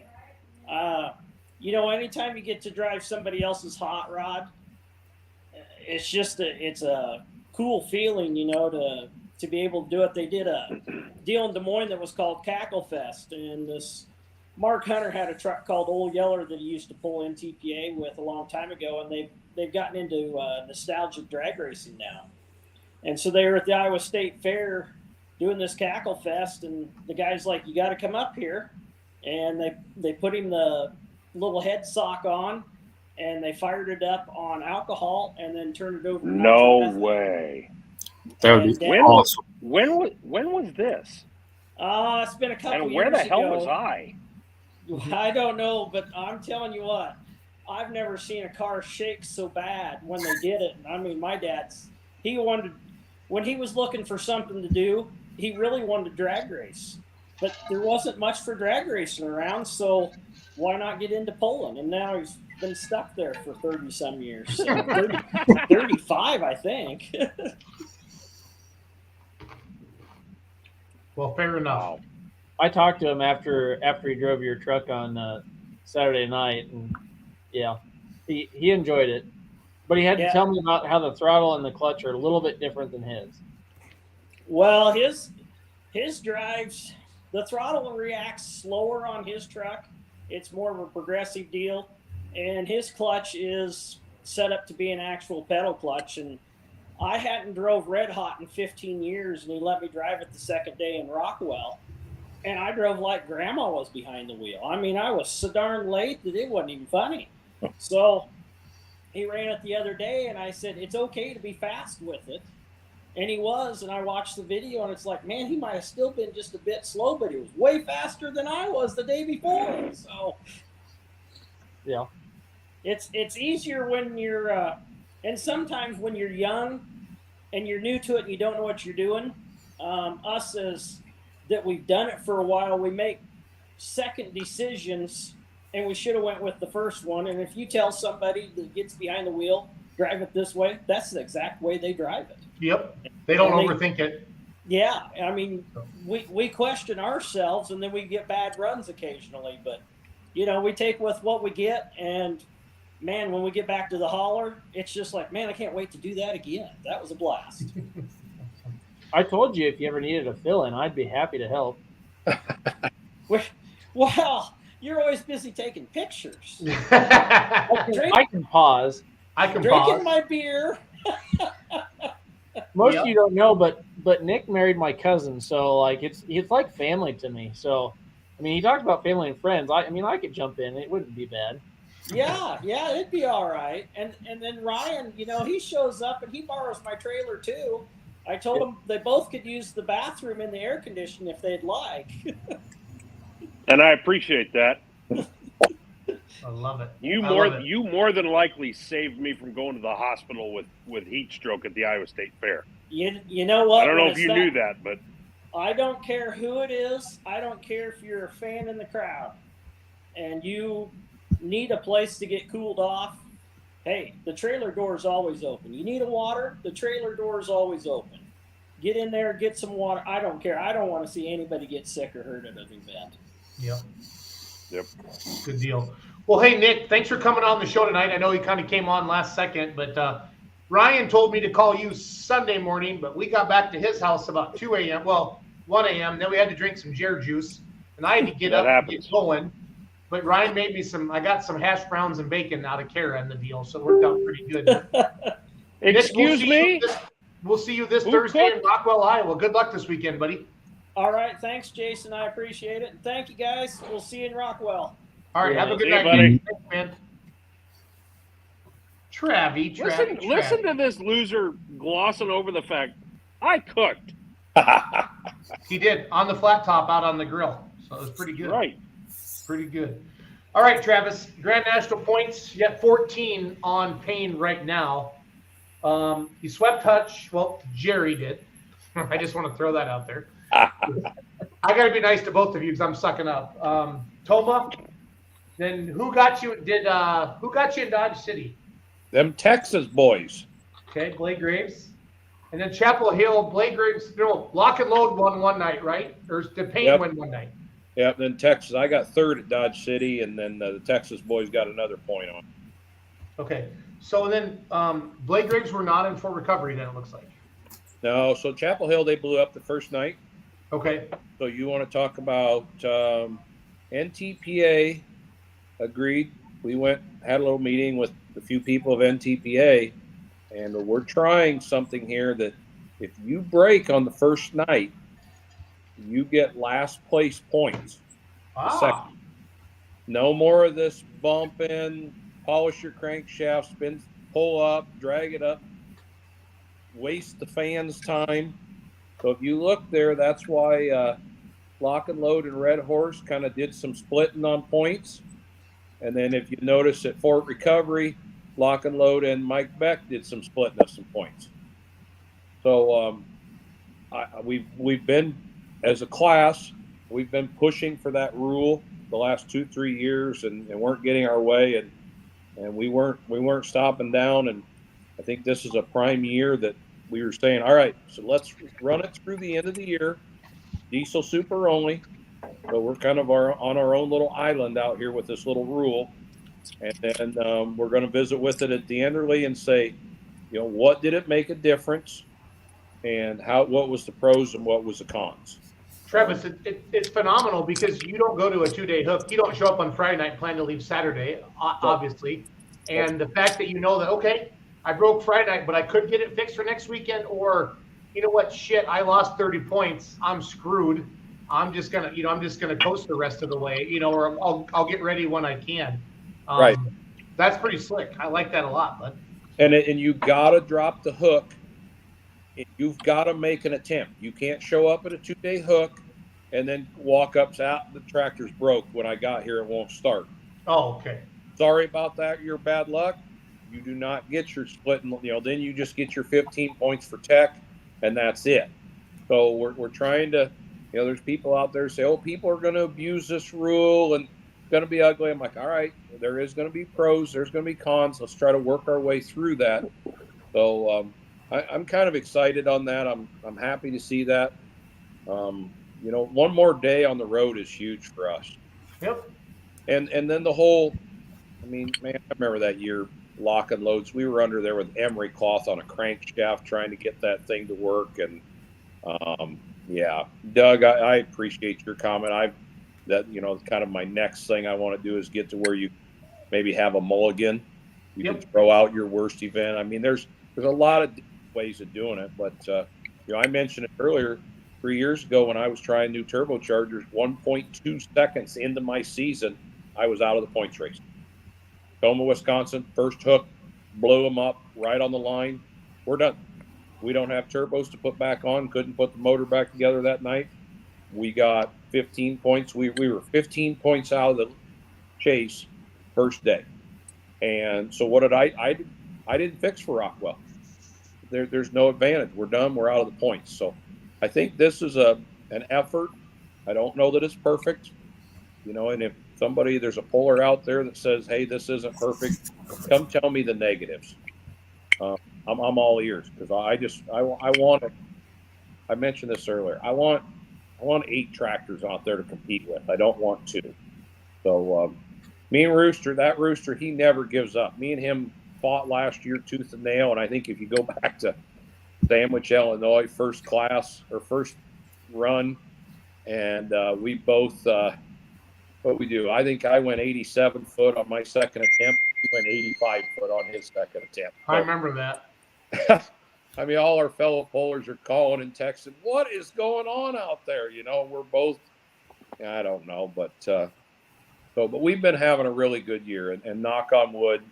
Granted, I don't care what. Knock on something here I'm beating on, but the motor's been happy, and that's the key to that thing. And so just that's our, and I think, me and Rooster, we talk all the time. I don't think he's tore up a bunch of stuff, on that. No, I'm not. Oh, come on. Well played, Bennett. Well played. Me and Bennett had a good conversation at Louisville this year when there were 6 diesel supers in the finals and no alcohol. And so I'll bet that was fun. I said, I don't want to be greedy. I want to try to get along with everybody. So what we should do is, if we're going to put the heavy alkies and the diesels together in the summer, then we're going to have 240-foot track length. And then they bailed on me. I don't know why they bailed. I think we might have had a couple beers afterwards to discuss that a little more, and it didn't go any further. So that's sometimes when the best ideas happen, Travis. That's right. That's right. So, Travis, we still have a ton of people watching for an hour and a half in the show, and it's only because of you. The four of us know that very well. If you have any questions for Travis Schlabach, he is your Grand National Diesel Superstock defending points champion, and without even a question, and no disrespect to anybody, one of the toughest diesel supers in the nation, the Bone Twister, out of Marengo, Iowa, and a friend of the show. But even if we didn't like Travis, we would still admit that his diesel superstock is badass. So I think we all agree with that, right? Yes. Yep. But the fact that Travis watches our show every Monday night and has been a really good contributor to have you on, Travis. What people don't realize is when I started this show back in 2014 and 15 with Ryan Zolik, and there might have been 2 people watching us, and we did it every Monday night, and we didn't care. And then just over time, it just kind of grew, and then having guests like you on, Travis, give us credibility. I know you don't think of it like that, but it means a lot to have big name pullers like you on our show, and Joe Ader, and have Doug Meisinger chiming in, and Joe Stock's chiming in. It's cool for us because we're still fans. Yeah, I'm a puller, and Charles is an announcer, and he gets to drive tractors too because he's got these cool gloves with little fingernails on them. But Cody and Ryan are photographers and they're media, but we're still fans. And that's really what got me into this is Travis. I mean, diesel superstocks are still my hero and I love them. And that's what I remember as a kid, and I'm excited, whenever I get to see diesel supers and different things like that. So to have you on the show, the defending Grand National champion, you're going to Rockwell, and Tim Nuehring is such a good guy. His heart, just genuine. I mean, in that town, they are so happy to see the pullers roll in, and it just makes you just want to go, Travis. Fix anything you can to make it work. You know what I mean? So yeah. And hey, got a shout out. If you people get to the Rockwell, you're a little bit bored earlier. American Legion Hall. It's amazing. So we go to a lot of these polls and whatever. And we're there. I always used to remember when I region polled, all the Grand National guys would always be a day early. I was like, I don't get that. Why not just show up that day? And then a lot of times they'll leave that night of the event, Saturday night, or So, once I started Grand National polling, I'm like, get there. You don't have to worry about breaking down on the road, anything like that. That's important because you can screw up the points deal. And then you get to party for that day. So we wheel into, downtown Rockwell. I don't know if anybody's been there, but there's not a lot there.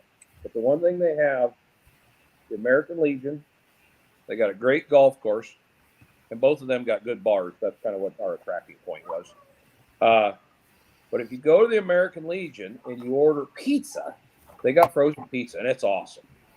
So a couple of years ago, we go in, order pizza, and I said, ma'am, could you cook us some frozen pizzas? Yep.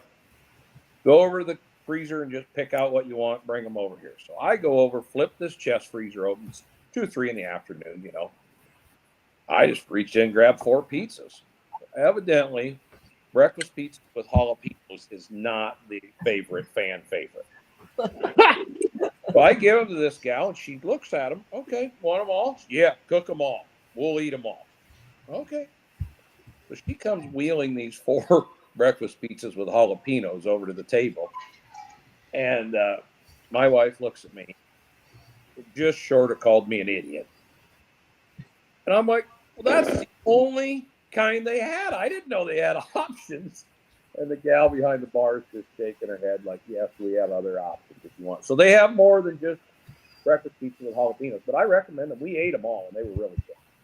They were really good on that. So the Legion Hall downtown, it's awesome. It's a fun place. I just love to go support that local community. I think we went to the golf course last year. We got there, and threw $100 on the bar and drank some drinks. Thursday, we didn't have to pull, so we were good. So it was awesome. See, that's good knowledge, Travis. Not every puller would share a good story like that with us. Oh yeah, yep. Dude, I've been going to that show since 2015. I didn't know any of that. Oh yeah, the American Legion's awesome. And then important. We're supporting our Legion members. That's what I think is so cool. Is if they can bring in an extra 500,000, 2,000, whatever they bring for the weekend, that's awesome. That is awesome. Trav, this question right here on the screen. This one's got me intrigued a little bit. I'm not gonna lie. So for you, buddy. I think, and someday, I'm going to drive down to Kelowna, Iowa, and visit with the Rops. Oh. But I think truly, I would have to go back to the old Iron Elk days, and I don't care if it's green. That doesn't bother me. I remember going to Kelowna, Iowa. My dad took me to a tractor pull down there, and I couldn't even tell you how old I was. But I remember it was a big deal back then because Ernie Ropp, and Dad farmed down in that area, and he bought John Deere parts and stuff from them guys. And I would have to go back to the Ropp to take that for a ride. And, you asked about past or present. We have this conversation once in a while. I think this is my 10th year. I rely on my Facebook memories most of the time to figure out what I was doing. But,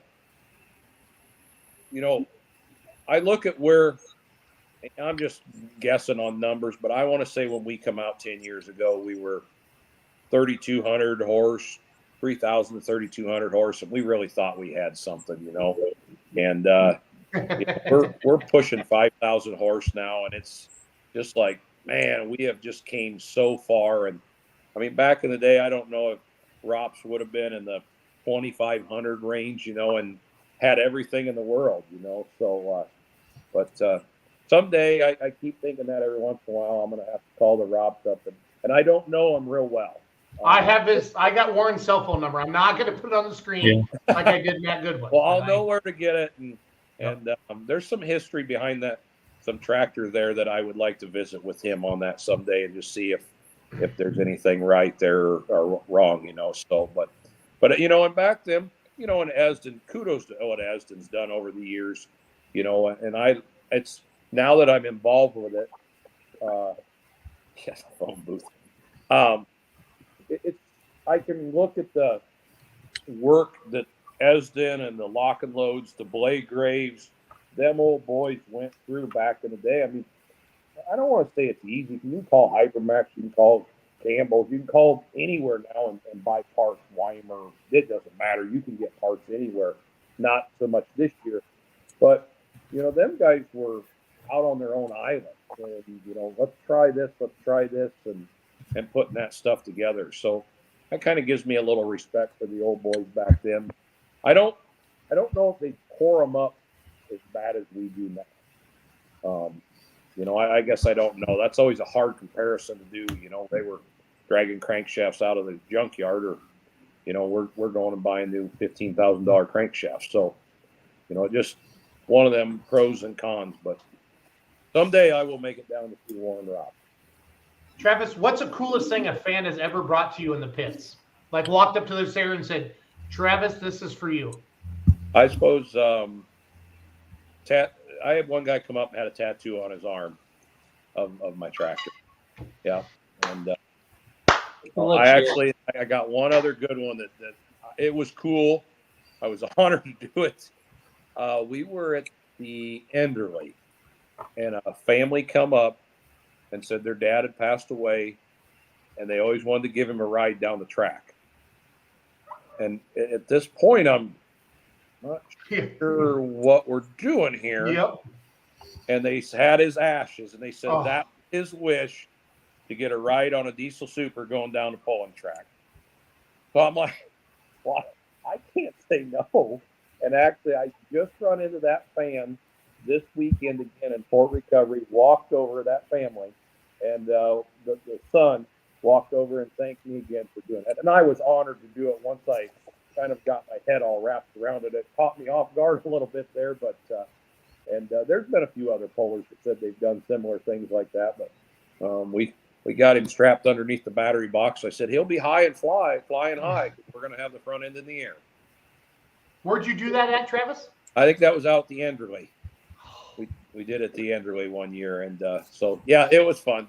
It was a good. He said, "Well, we'll come back and get him when you're done with him." I'm like, okay.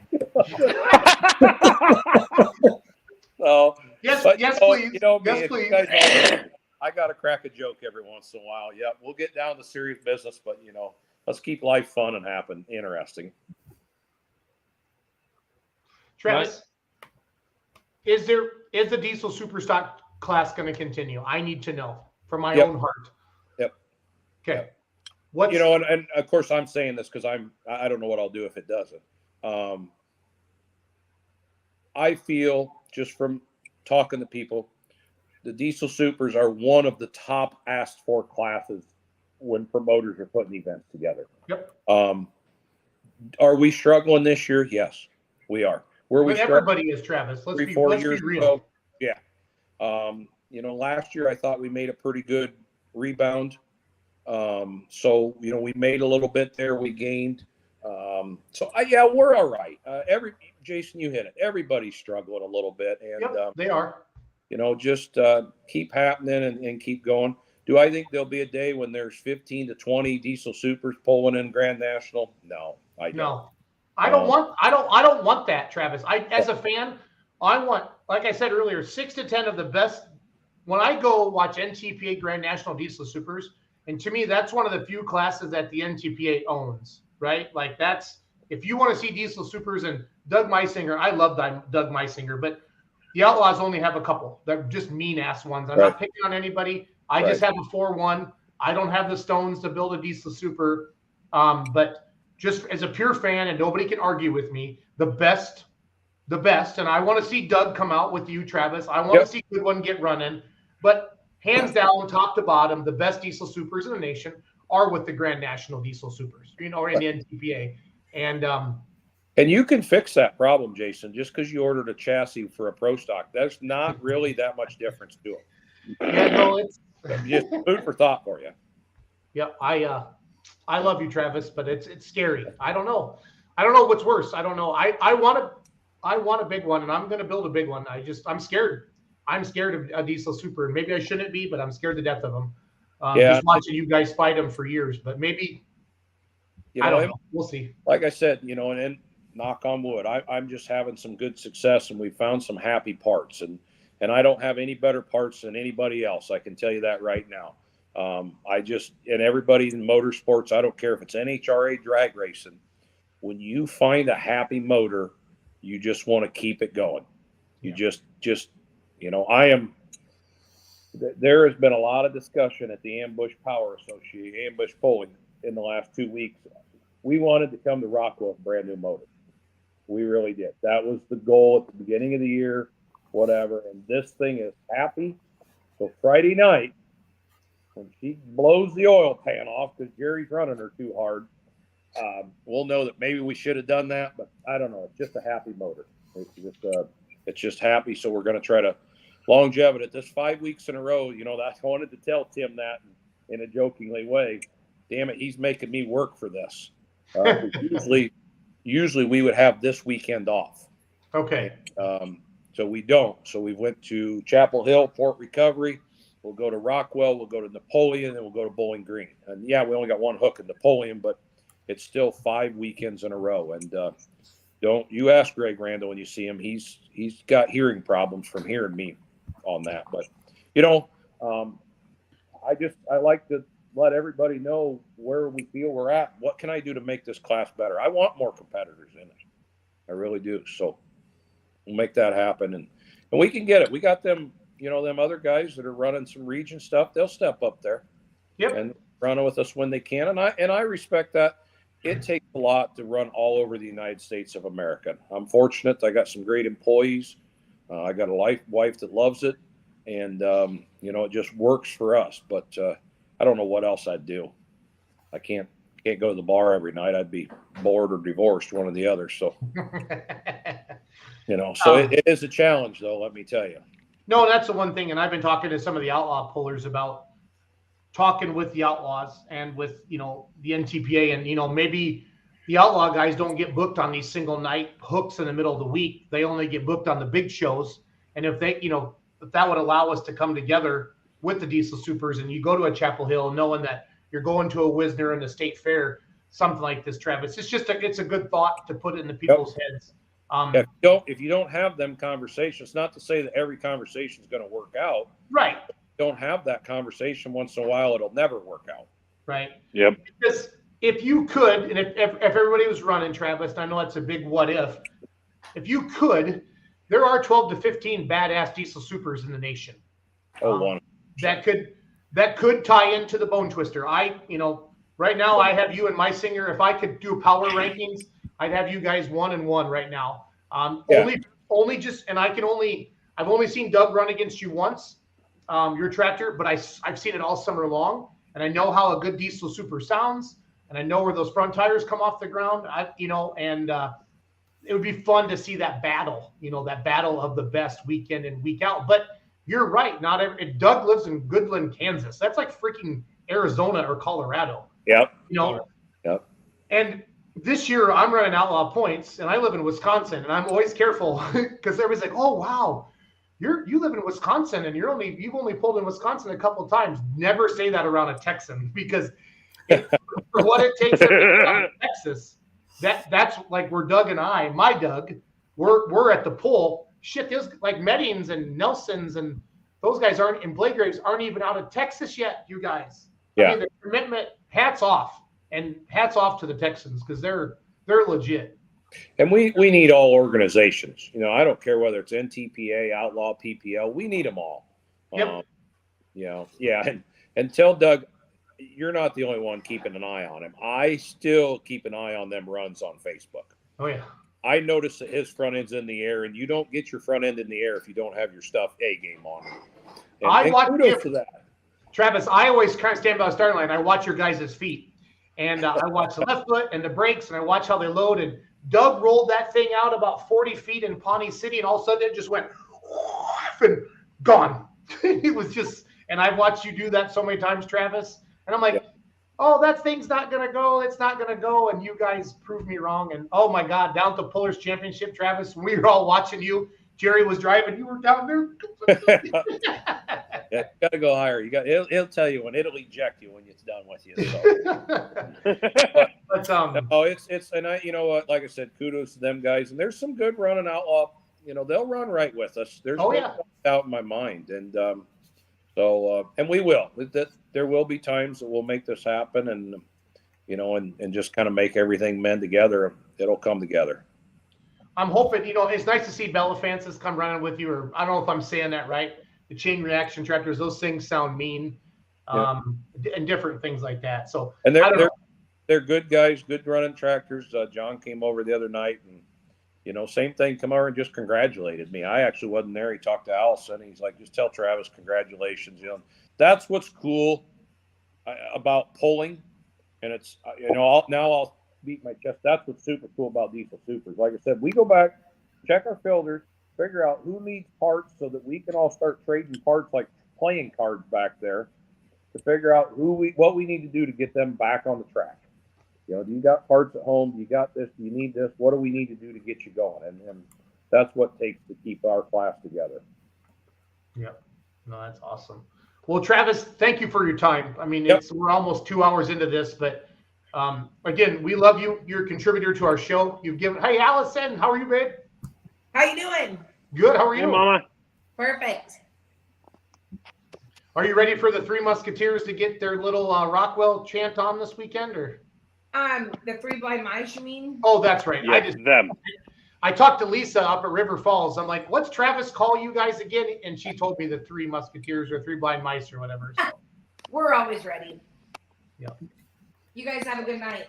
You too, Allison. But no, see you soon, hon. This right here, the Diesel Super class is the class that made pulling, and it is. Without a doubt, we would not be here today if it wasn't for the Diesel Superstock class. I don't care what anybody says. That's the truth. Because that, and the Ernie Ropp days and Warren Ropp, and those are my childhood memories too. So it's all good. Yep. So, well, Travis, thank you for your time. See ya. Thanks, Travis. See you, buddy. I love having him on. I sent him a text message today saying, would you come on the show? And he goes, yes, I would. I said, well, good. That makes me happy. So, well, guys, what do we know? Charles, what do you want to talk about? Take some extra time this weekend at an event you're at. if you got friends or family with you, or there's a competitor you care about, tell them you love them. Amen. 100%. I've been doing this 22 years and been very lucky up until Friday night. We lost somebody racing. Sent a guy down on the green. He didn't come back. I've thought about Tom Burrell every minute of every hour since Friday night. I'm not going to see him again. So take that time this weekend, please. It's just too important. Mm-hmm. I'm trying to find your picture on your Facebook page. Give me a show, Charles, or give me a second here, buddy. Yeah, absolutely. The one with the rainbow. Give me a second. Here we go. Yeah. So you're probably going to cry. You're probably going to cry, and that's fine. And I'm probably going to cry when you cry, and that's fine because we're all grown-ass men. But can you please talk about, is it Turbo Tom? I don't know him. Turbo Tom, yeah. He's got a YouTube channel, and that's actually a cool thing because, like, he's going to live forever now. Like, that he left that legacy behind. But he was a guy who, that was from Saturday. The rainbow is on the end of the track where he went off, and we lost him. But that pickup truck and the hauler at the bottom of the rainbow is his. So that was from Saturday after they had recovered the race truck. And that's his hauler? That's his hauler. It was still at Crossville because they were going to impound the race truck to do, investigation or whatever they need to do. And there's a lot that's still kind of unknown about what happened here, and we probably won't know for a couple weeks yet. Unfortunately, there was no GoPro inside the truck for this pass, and there was no data log, so we're gonna have to find out the hard way.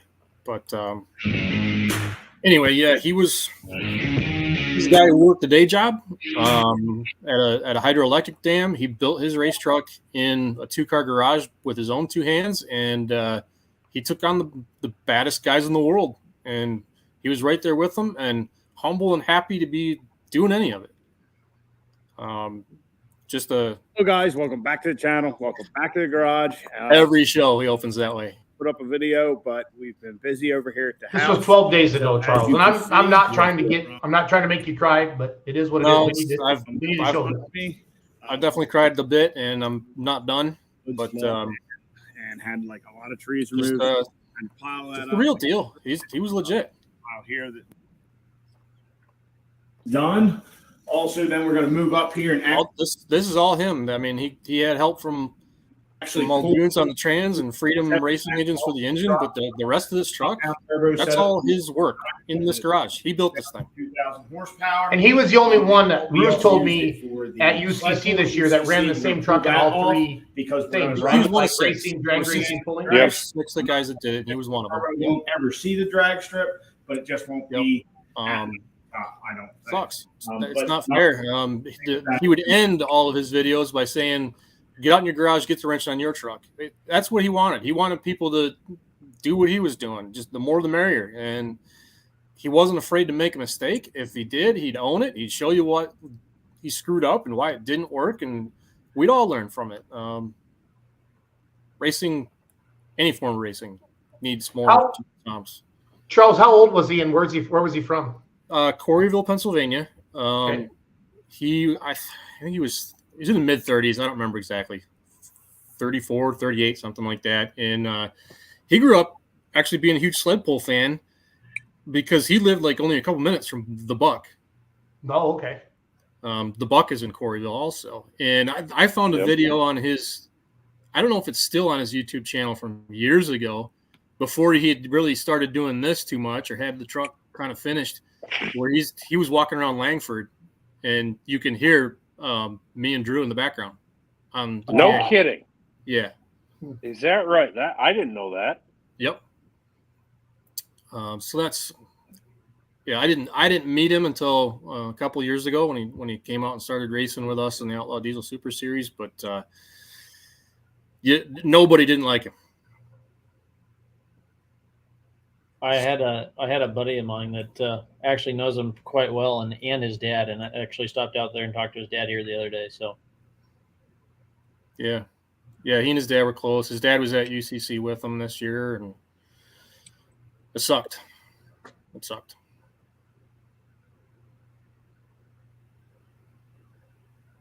He's just a regular dude, and that's what made it fun. Yeah. Yep. No pretentiousness, no arrogance about him. He was just a guy out in his garage just killing it. I mean, just doing the cool stuff that a lot of people talk about, but maybe don't ever really get around to doing it. And it was fun to watch him. It's fun to see him succeed. He had added a trans brake. That was new at UCC, but he didn't have some of the chassis setup changes necessary to really get it to launch. Because when you launch off a foot brake, the entire chassis loads up before you let go of the button. Well, going to a trans brake now, that doesn't happen.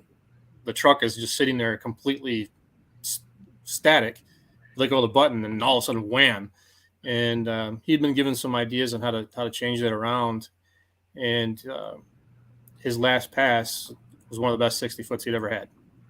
He was real close to some new personal bests, but I was, I looked at the numbers before we kind of even really understood, and like I'm thinking, man, Q2 later tonight, he's going to be all jazzed up, ready to swing on one, and he's not going to get that chance.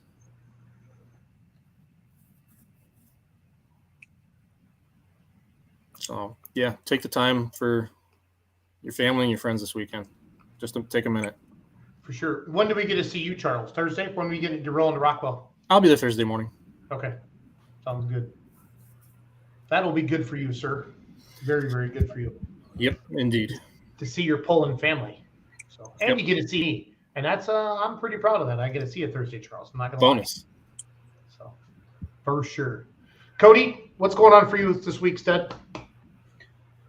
I'm in McLeod, Kansas with Bill. Yeah. And I don't know. I don't know exactly what my schedule is Thursday, Friday type thing, but I have some things may or may not do type of thing. But Saturday for sure will be McLeod. Bill and the crew down there put on a fantastic show. And if you run the Outlaws and don't have something Saturday night waiting for Sunday down in Mountain City, Kansas with paddocks down there, stop at McLeod. I promise you will eat well, and they run a good track and a good show. They do. Yeah, Springfield, Missouri got canceled. I'm not sure why, but as soon as that happened, Doug said, we're going to McLeod. We had so much fun there last year, and we're going to do it again. So looking forward to it. Yep. It's going to be warm. So, no matter where you're at, it's going to be warm. Exactly. So, drink lots of water. Be prepared. This last weekend of 70s and 80s, bye-bye. That was a fluke. That was a fluke. But man alive, it was a fun fluke. Yeah, it was. It was beautiful. It was great. So. Oh, that's the nicest weather we've ever had at Council Bluffs. Oh, it's perfect. I mean, there was literally people putting on sweatshirts, and it was beautiful. It was great. It was yeah. There was no tornado warnings just north of us this year, so I mean, it was even better that way too. Yeah, no farms got destroyed, no grain bins went flying. Yep. So, but so that's where I mean this last weekend I was at West Fair in Council Bluffs, which would be a Western Series PPL hook. On Friday night and Saturday night, I was in Atlantic, Iowa for a Western Series PPL hook. So nice. That was 2 nights? 2 different tracks, yeah. Okay, gotcha. Yep. Gotcha. So, Charles, did they cancel the race then after the accident? Yeah, they did. And Friday night after we'd had some rain right after the accident, and that was going to end our night anyway for Friday night. They decided not to continue. They had a meeting with the officials and the drivers at the tower, and not a single person was against that idea. I don't think there's any appetite from anybody to keep racing, but we did all hang out in the pits late into the evening, and the fellowship that I witnessed is unlike anything else in the wake of something like that, how people were just there for each other. A couple of great racers went over, packed up all Tom's stuff, locked his hauler up, had that all secured, and then we just cooked food and hung out and tried to make sense of it all. Yeah. Oh, that's really all you can say, and that's fair. I'm looking for Evan Smoot's video. I'm glad he's okay, right? We've confirmed that. He's fine, and they went and inspected the tractor today, and the cage is fine, and I guess it'll be out this weekend. It'll be fixed. I'm just looking for that video. Somebody posted it on our beer money pulling team group. There was a bunch of different. Here it is. I found it. So Bruce and I was following Ryan home from Warrensburg, Missouri, and our Let's Grow Pulling live chat popped in there, and Leroy had it in there. And as soon as I saw the tires, I knew what was coming. Unfortunately. Yeah. But Evan Smooch, right? Yeah. Mm-hmm. Here we go.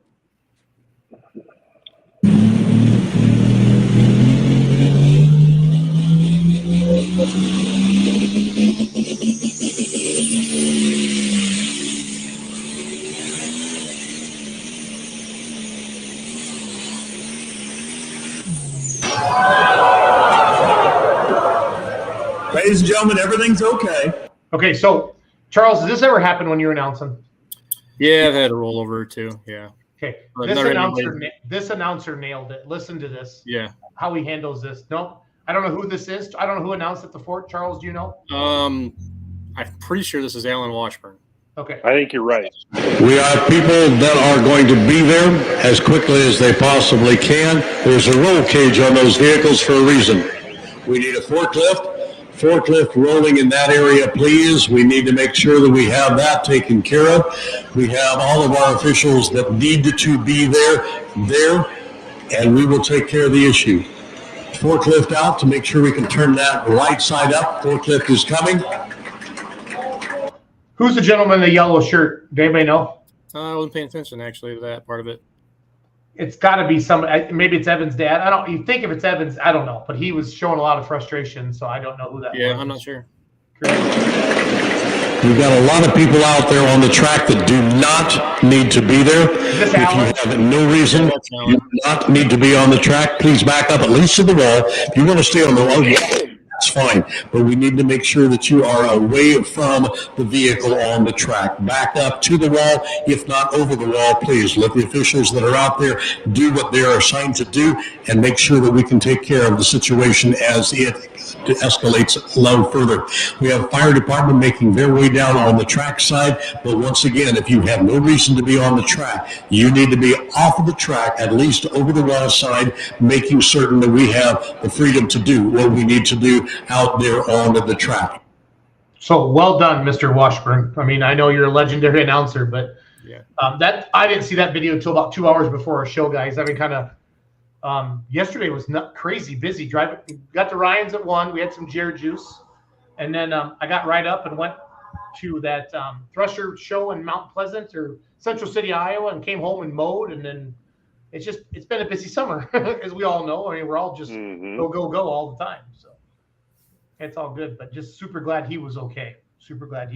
So I got the Snapchat from Colin Burkholz. They put some wrist pins on the track because I think that's what Colin said, or rods through the side of the block. So I guess they had found some maybe metal in the filter Friday night. Doug thought it was a thrust bearing maybe, but obviously it was more than that. And they punched a hole in the side of the block. Where's that video at? Colin's video. It's probably on their page, right? H1456. Yeah. Bring their video up here real quick.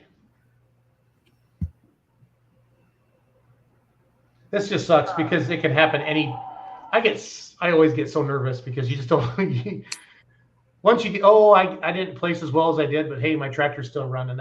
That's a real feeling for a puller, trust me. You know, Travis was talking about checking filters. Whew, it's real. It is very, very real. Here's Burkholz's run. Colin, were you in Menominee, Wisconsin, I feel like? Yeah, he was. I'll let him know. Right now, your leader, 322.975. It's an Alice Chambers. The Black Thunder unofficially in second with a 306.520. Colin Burkholz, Wilton, Wisconsin.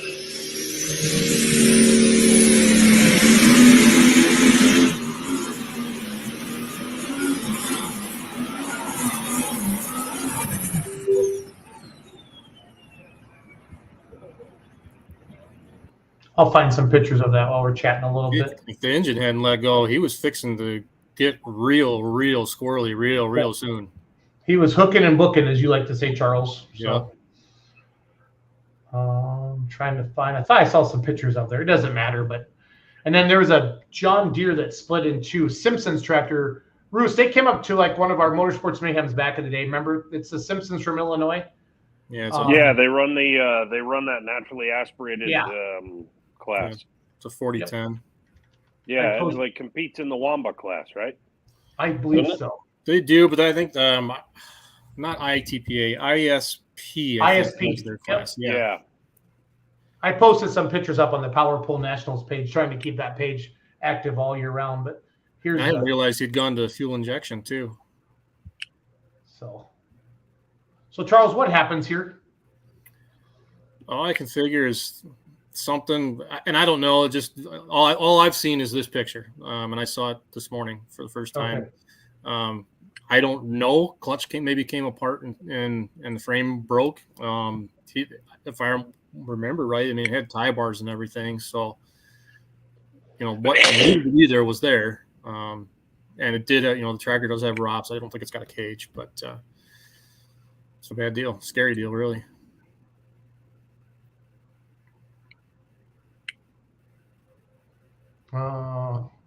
Colin says, never ask diesel super pullers for filter advice. Yeah, it's going to get that. That's actually kind of funny. Colin, thank you for that. Thank you for that. They heard the clutch blow apart. So, yeah, I don't know. But there's 100 people still watching, guys. This is awesome. Thank you for everybody that every Monday, yesterday, Warrensburg, Saturday was a hoot. We've been to so many new polls this year, running with the Outlaws and talking to the fans. I just love it. Love it, love it, love it. The only time it sucks is when I look at my credit card statement and see all the diesel fuel we bought that week. But other than that, it's going to be okay. It's going to be okay. So last week, Dad drove my tractor in Mercer, Missouri. We had first hook, and we were going to pull in the daylight, and the final guys were going to pull at the end of the class, and we knew that, and we were not making a second hook because we're trying to make points. We got 11th, and then Dad got 4th in Indianola. Bruce was there. And then Friday night, I got 4th in Corydon, Iowa. And I was feeling really good. I thought I might pull a second off, but then Snuffy and Gopher come up there at the end and got me by a few feet. So it was fun there. And then Saturday night, got to Warrensburg, Missouri, heard how great this facility was. Everything was there. They got the Pro Stock gas trucks about halfway through, Roos. Does that sound right? Yeah, we had 6. I think we had Charles, 6 or 7 done. Yeah, Charles, it was raining just enough to the crowd, it didn't hurt the crowd, but you can see the track starting to get slick, and with the DOT tires, they stopped them. Yeah. And then they let the light super class finish, but the last couple ones were really good. And honestly, God, on the radar, guys, it looked like we were right on the edge of it, but it was just starting to build behind it, and it just kept coming. And then they finally called it around 9 o'clock, and I headed for Ryan's and took a nap there, and then the rest of my team came home on Sunday, and I wanted to get to that Thresherman Union. I got some really cool steam engine video of them with the Ford, the gang plows, they call them, Charles, where they grab them and set them in. So I got a GoPro. I got GoPros on the steam engine. I'm pretty pumped. That'd be cool. I'm pretty pumped. So, yep. There was a wild ride in Houston on Friday night. Ken Witt had a wild ride. We got that up there. That's on our YouTube channel. But I don't know. I'm tired. I want to go to bed. Rockwell's Thursday. So, Charles, you'll be there all weekend. Roos will be there all weekend. Yep. I'll see Cody and McClough on Saturday. So we're going to Rockwell Thursday. Our merchandise trailer is staying in Rockwell all weekend. So stay high and say hi to Mackenzie. Teeding, please. And then Doug and I and Hope are going to go to Gibbon, Nebraska Friday. I have no idea where that is, but Doug says it's a ways out there. And then Saturday we're in McClough, Kansas. And then Sunday is Mound City, Kansas, the home of Tyler Paddock, In Too Deep and Digging Deep Deers. So it's a lot of fun. So you're right, Hoffman. That would make things a lot easier. They need to make color-coded birds. Exactly. Hey, I don't know how long the color would stay on there, but we'll see. we look at ours, and is it brass or is it silver? Those are the two things that we look at in our filter. So on the remedy on that. So hopefully we won't see too much of that. And so We're taking our merchandise trailer, Brandon, to Bowling Green. So we're going to be on the party side, the north side. Is that what it's called, Charles? Right, the north side. Yeah. Down there at the starting line. So stop by our little yellow trailer and check that out. So Bruce, give us our one last commercial for Rockwell North Iowa Nationals. You will never find another show like it. You need to be here. It's we don't work for a year straight to put on a party without you. So get in the car, get in the truck, and come out and see us. Come out and hang. And while you're there, come and say hi to some of us. I'm kind of a hard guy to miss because big beard and a giant, crew shirt.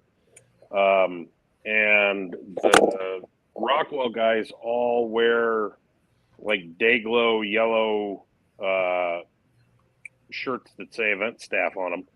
Stop and see them. Tell them what you think. If there's something that you didn't like, tell us about it. And yeah, apparently Wilson wants everybody to get selfies with me. So maybe I'll do, I've wanted to do this for a while. I've wanted to do like the Ellen DeGeneres style selfie that she took at the Academy Awards a couple of years ago.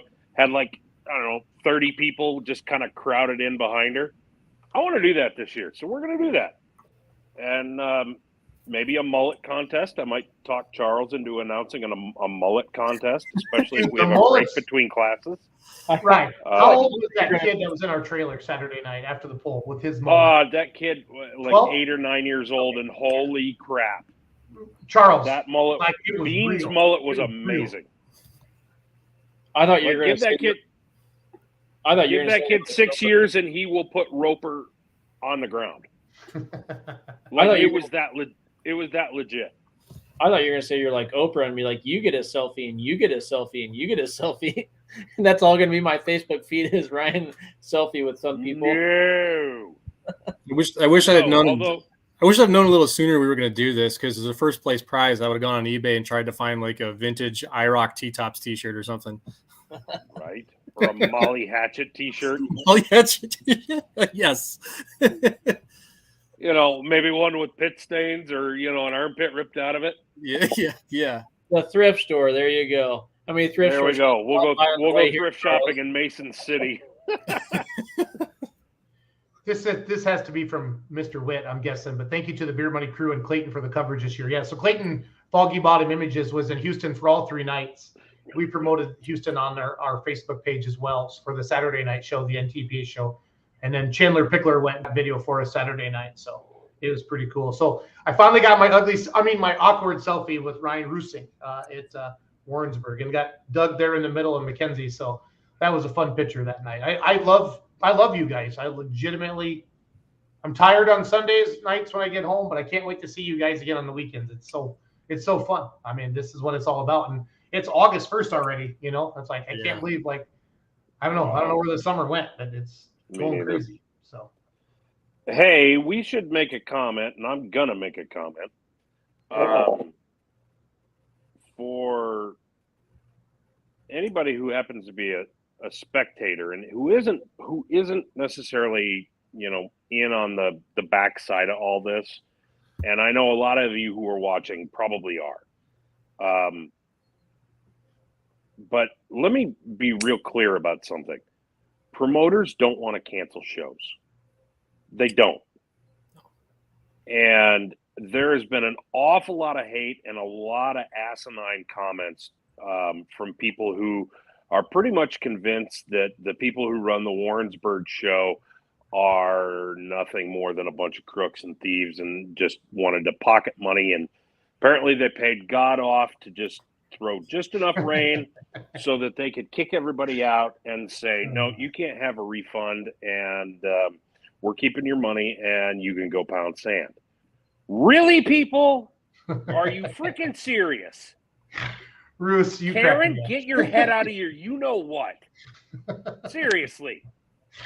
Utterly ridiculous. Some of the comments that I read made me want to club baby seals, and I'm not even kidding.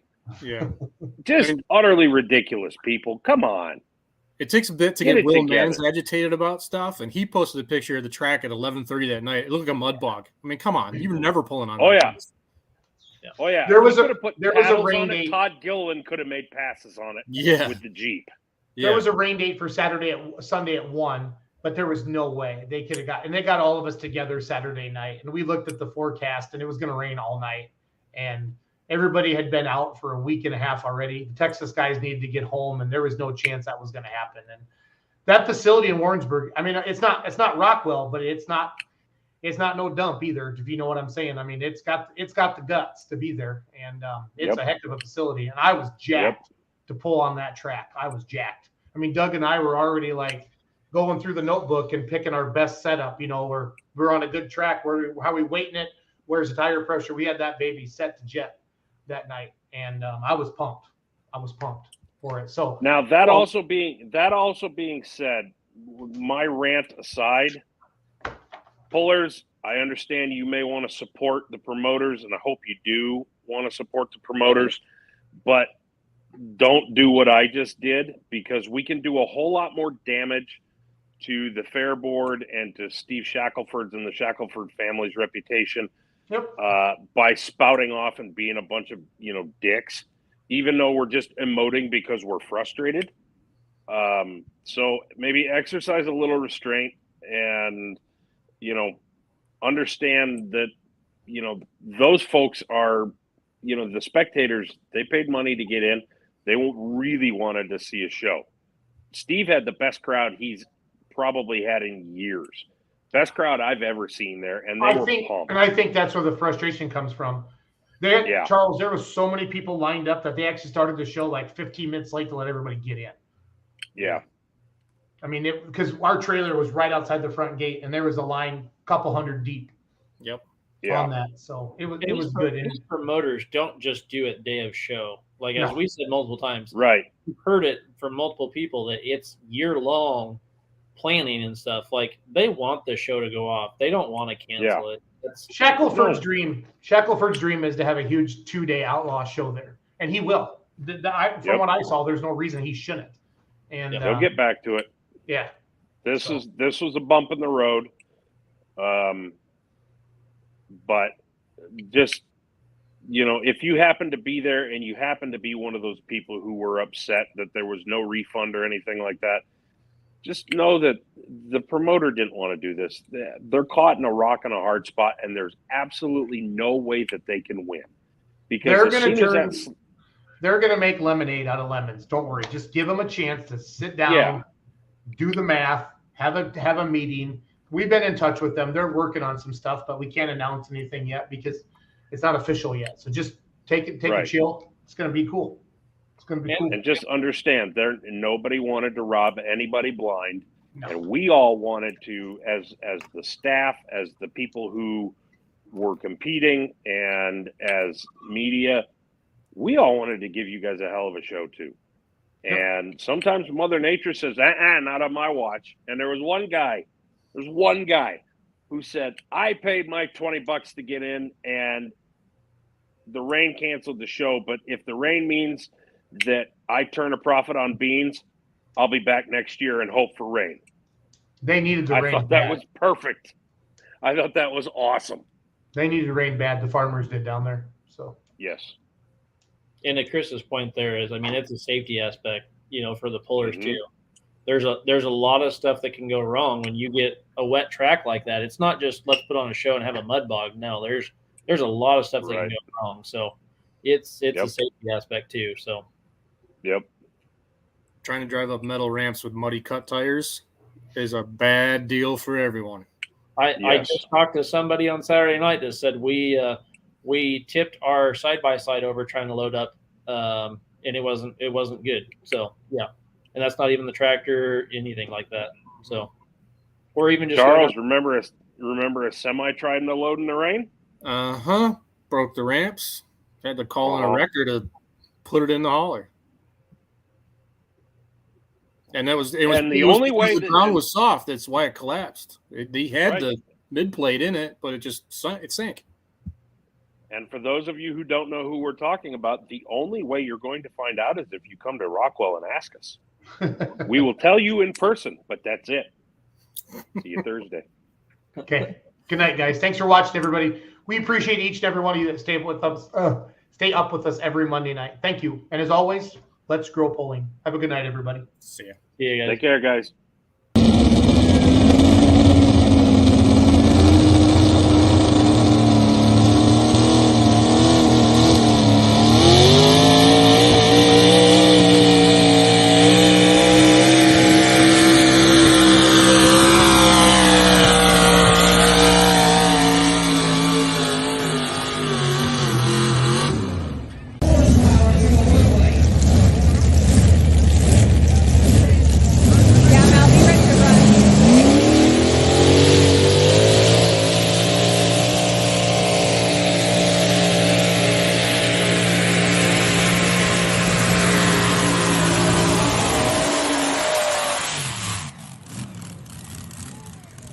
Are you interested in promoting or increasing the attendance of your truck and tractor pull event? My name is Jason Schultz, owner of the Beer Money Pulling Team, which has over 1.3 million followers across Facebook, YouTube, Instagram, and TikTok. Our goal is to grow the sport of truck and tractor pulling and increase the awareness of the sport through our social media presence and highly engaged audience. We want to partner with you and help you grow the attendance of your event. We have a ton of promotional opportunities available and a full-time social media coordinator to make sure your investment is taken care of. For more information on promotional opportunities, give me a call, 608-604-5068.